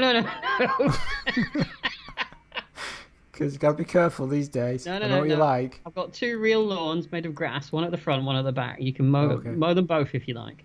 No, I don't want to do one. Stay on. Nostalgia only lasts so long. Look at our podcast. You're probably better off doing the back one, because if you do the front one, the neighbours come out and talk to you. Oh, yeah, I don't want that. Yeah, you don't want Plus, that's going to weird him out when a stranger's mowing your lawn. I'll say you And I start hired you. BSing him. Oh yeah, that's what I'd say. I'd say, oh, I'm the gardener. You're the butler. Yeah, no, gardener. You know, and then I'd just go, I work for Rachel, and then tap my nose. No, it would be funny if you said you work for Paul and then tap your nose, wouldn't it? Yeah, that would be good. Yeah. The neighbours around here are really square, so that that's would weird. shake them up. What? You don't mean actually square? No, they're not. Conservative. Yeah. Okay. So yeah, that would be fun. So anyway, back to the film. Oh, we're watching a film. Yeah. Cool. So they're shooting everyone dead, and Gilbert's killed at this point as well. It's a bloodbath. The splatter is out of control. You like a bit of out of control splatter, don't you? I like a bloodbath too. I've heard that about you. Yeah. So, you know, double bubble. Double bubble, yes. Yeah. So Nada and Frank make it out of there, and Holly manages to get out of another door. And there's a pitched battle erupts in the streets and the alleys. And Nada looks like he's really enjoying himself, doesn't he? Yeah, He's he like, does. he's killing the aliens left, right, and centre with his machine gun. And at one point, he's doing the classic 80s one-handed machine gun pose, isn't he, as he's doing it? Yeah. Yeah, love a bit of that. It's tough. Do. Yeah. Tough guy. Yeah. Yeah. It's a good action sequence, though, isn't it? Yeah, I like it. It's pretty good. Hiding in an alley, Frank fiddles with the watch as soldiers close in. And suddenly, the watch opens a portal, and Nada and Frank jump in. Nice effect. Yeah, always like to jump in a hole. I'm not even going there. So, finding themselves... You don't like holes? You're not going there? I don't jump into holes that I don't know where they've been or where they go to. Yeah, that's... Your past history would suggest otherwise, but okay. So they find themselves in a long corridor, and Nada posits that they might be in an underground base. Posits? Yeah, I got that one. Yeah, see? It's not a word that Nada would use, though, that's all. No, it's a word that I used. I used it before. yeah, right. You're always positing. Exactly. On a tannoy, a voice says that bilingual signs are posted in all corridors. Making their way along, they see aliens using the communications device, which is the same prop from Ghostbusters. Yes, the PK detectors. Yeah. You see it quite a few times as well, don't you? Yeah. I don't know. I wonder what the deal was with that. How they got them. But apparently that prop turns up a lot in other movies. It's like the neon blinking on and off again tube that is in the Star Trek films. That turns up in a lot of films as well. Yeah, it does. You're right. Yeah. The operation's been successful. Someone tells them, and the resistance has apparently been wiped out, and these guards are really happy about it, aren't they? Yep. So finally, Nada and Frank find themselves in a big reception dinner room where the elite, both aliens and humans, are celebrating how successful they're doing. It feels decadent, opulent, slimy, like all political gatherings, isn't it? Yeah, like the Paul fan club. What's wrong with them? Don't stop picking on them. They're a little weird. All two of them. There might be three. You're a member, aren't you? Why? You got an extra relative? Oh, no, I'm not a member. No. I'm sure I've seen your name on the list. Yeah, that's someone else just using my name as a pseudonym. Oh, is it? It's one of those to fake protect their Facebook accounts. innocence. Yeah. All right. Okay. All right. So, trying to look inconspicuous, our heroes stand at the back of the dinner room, listening, when a hand clasps Nada on the back, and a suited, booted, expertly coiffed man greets them, congratulating them on joining the team. And it's the homeless drifter we last saw in the camp watching the television. So, playing along, Nada and Frank allow the drifter to give them a tour, which the aliens seem to just let him do. Yeah, there's no check-in. No. No security. Well, security, but they don't do anything. Yeah, they're just kind of wandering around, aren't they? Yep. And Drifter shows off his watch, and then he takes them to a room where aliens are beaming back to their home world. It's a nice effect shot as well, isn't it? Of a planet and a star field, as people are sort of converted to balls of energy and then shot through space. Oh, hate being converted to a ball of energy and shot through space. It happens more time than you think, really, doesn't it? Telling me. Can you imagine being shot through space but not being converted to it as a ball of energy? I was once, and this, I don't mean to go off topic, I was once shot through space as a cuboid of energy. I felt that for a week. That's gonna sting. Yeah, it is. It is. Those edges are not nice. It's gonna hurt as bad as cockburn. Yeah, it does. It does, because it's everywhere, really. Well, all right then. So I like the look of shock on Nerda's face. He's never seen anything like this before, has he? No. Well, no, he wouldn't. Why would he? Who has? That's what I mean. So you're saying So later, the acting's good? That's what you're saying. the acting's good from Roddy Piper. I wonder what they did to get that look out of him. Waved a couple of chicken wings under his nose, maybe. I don't know. Did you ever hear the Hitchcock story? No, go on. There's because this is off the cuff. I can't remember the actual film. Off the what? Off the what? Off the cuff. Because this is off the cuff. All right. I can't remember the actual film. I think it's 39 Steps, and it's Googie Withers was telling the story, and there was this other actress in the film, and she was supposed to look scared at something, and she kept doing this frantic look, and it wasn't working, and Hitchcock was going cut,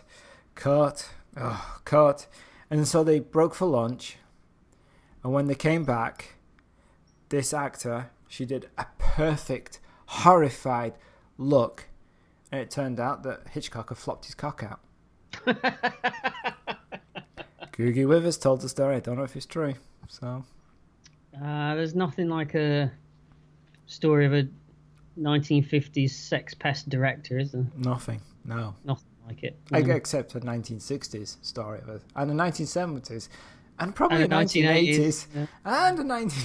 Do you know what though? What? If ever you need me to have that, Well, hold on. Where's this instant going? instant look of surprise or horror or whatever, please don't do that. So anyway, later they're walking through the corridors until they emerge into a control room, and conveniently the Drifter explains that here is where the signal is being beamed from. Oh, that was helpful. It was. So Nerda asks for a closer look, and the Drifter says that he can arrange that, turning to a guard and asking if they can go into the recording studio. He should have just got his binoculars out. A closer look. Has he still got them? I don't know. He's I kept- haven't seen him for a while. Maybe he sold them. It's the kind of thing he'd do, right? Yeah. I mean, he hasn't got his tools anymore, has he, either? No, that's true. So the guard asks for authorization, and Nerda and Frank pull out their guns, and they shoot him and kill him. Yeah, authorize this, baby. They do. They don't say that. But... It would have been good, though. Well, would it?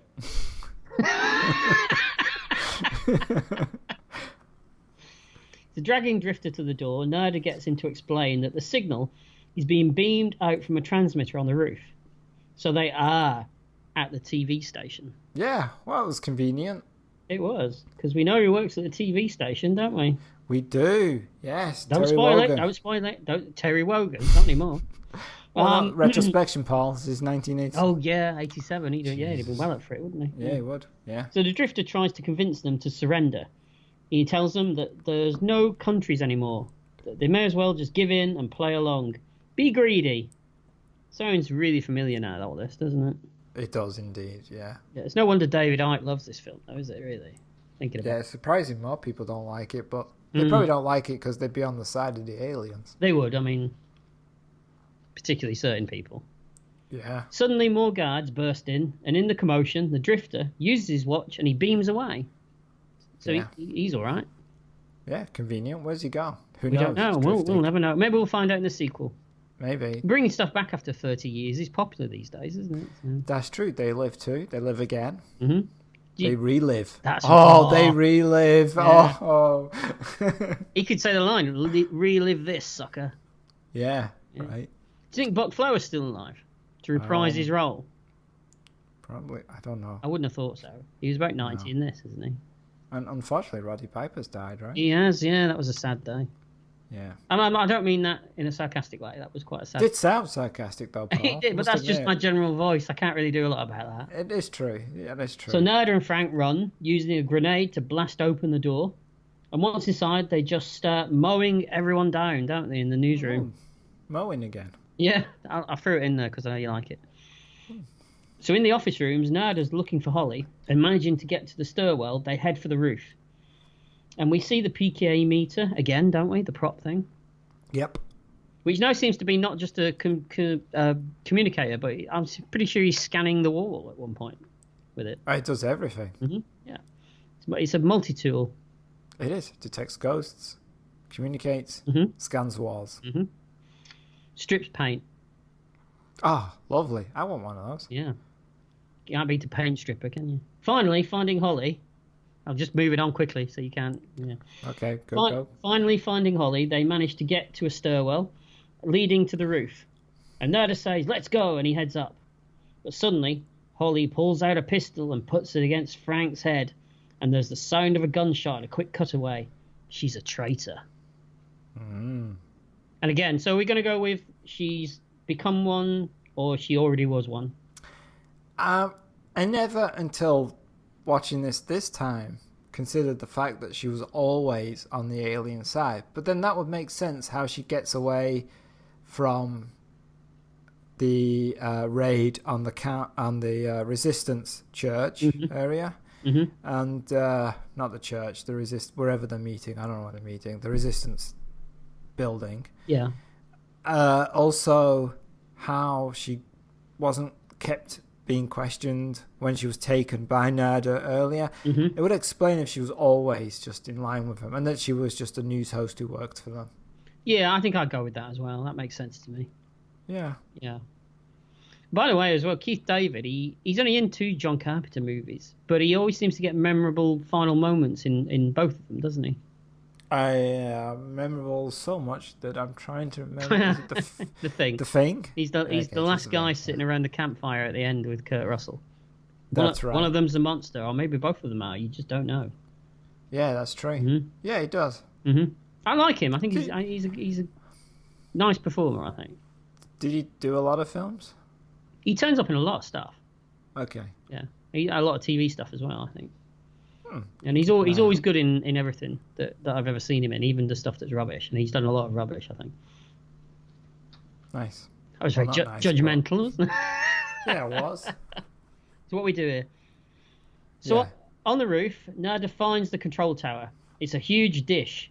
I'll tell you what, I bet you could probably get late night RTL on that back in 1987, couldn't you? Now, here's a question. Go on. Did you do that? Did I what? I mean, did you have satellite when in the early days of UK satellite? I had it not in the very, very early days, but we got it after you. Okay, and did you spend your nights trying to tune into foreign channels of a European persuasion? Yeah, because they were showing episodes of TNG that we didn't have yet, and they were showing episodes of all those shows that that's why I was doing it. I don't know why you were doing it. And in German. In German, yeah, but you know. So it had been what, Rush Chief Enterprise or something? Yeah. So that's the only reason. What were you doing it for then? Yeah, don't know. Boobs, mostly. Boobs.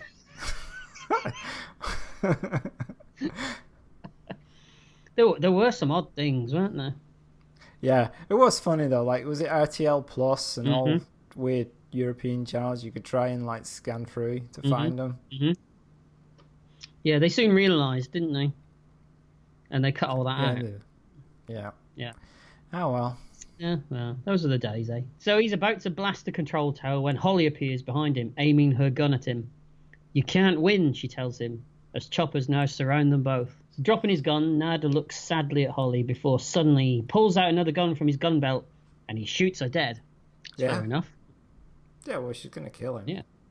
And turning back to the dish, he utters the immortal words, "Fuck it," and then he fires directly into the dish. It explodes, and the men in the chopper open fire, riddling Nerda with bullets. And he falls backwards, and he gives the chopper the finger.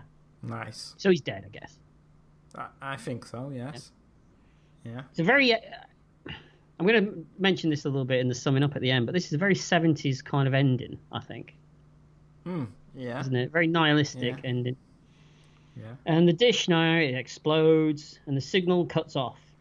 And then all over the world, people start seeing the aliens for who they are at last. I liked how, as the female newsreader is revealed to be an alien, a voice shouts, "Gloria looks like shit." That did make me laugh. Yeah. And we get another shot of an alien in a bar watching another alien on TV talking about how filmmakers like George Romero and John Carpenter need to show restraint. Yeah.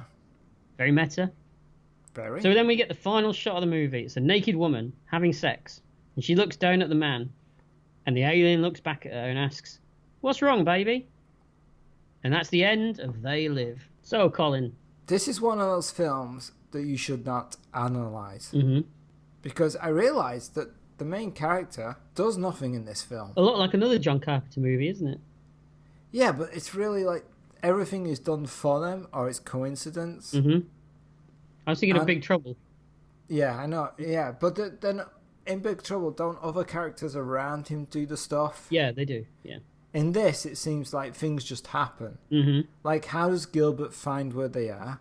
Mm-hmm. Mm-hmm. Oh, he's just given a watch that allows him to get out. Oh, this hole just happens to open up to where the TV station is. Mm-hmm. There's a lot of that in this film, and I never really thought about that before. Mm-hmm. It's still a good film, really. Yeah. I like the lines that are in it, and whilst I don't think Piper's the greatest actor in the world, he certainly does a good job here, and he's likable in it. Mm-hmm. I like some of the effects of the aliens. Yeah. I think the story makes a little sense, especially as it seems to change the rules as it progresses. I mean, why does the satellite dish at the end fire out a laser? Why does the glasses make them hear thing? Hear the little stuff like that. Mm-hmm. But it's fun, and I like the message, which is more prevalent now than it was back then. Absolutely. So, for me, Go on. it's a hit. Hey, there we go. But it's not my favourite John Carpenter film. No, I'm a big John Carpenter fan. Especially, I'm a fan of his first few films, Halloween, Dark Star, The Thing. They're all classics. Oh, now we have to have a conversation about Dark Star at some point. Yes. His later work, starting from the late 80s, he's always a bit hit and miss, isn't it? Mm-hmm. But honestly, I really enjoy this film. It's fun, like you said. It has a wickedly humorous sensibility to it, I think. I like the subtext, but honestly, if you chose to ignore the subtext, you'd still have a fun little action movie adventure film, wouldn't you? Yes. Piper would never win any awards, but he does suit it. Yeah. For what you need him to do in the film, he delivers, I think. Yeah. He's got a good deadpan delivery to his few lines that he's got. And he plays a good tough guy who's also a bit of a dick. The supporting cast are all good, and the chemistry between Piper and Keith David, it does feel real. And apparently they did get on really well. Yeah, I can see that. I like the alien makeup. I mean, it's silly, but it's what I would call plausibly silly. You laugh at it, and it looks silly, but you kind of accept it. Right. And the idea that they could get away with all this can feel... It's either convincing or it's ludicrous, depending on where you are in the film, isn't it? Yeah. But overall, I can imagine this being made in the 70s with Charlton Heston. It's got that Omega Man vibe to it, I think.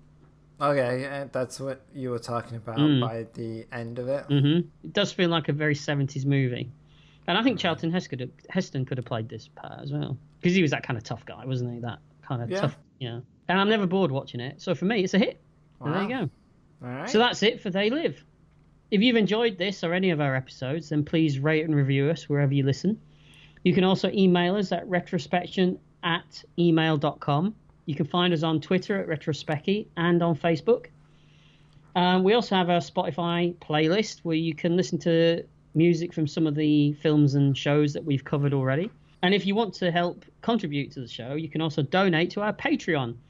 And you'll receive our undying love and gratitude. And that's what exactly all our current Patreon donators are getting. So, Colin, what will we be talking about next time?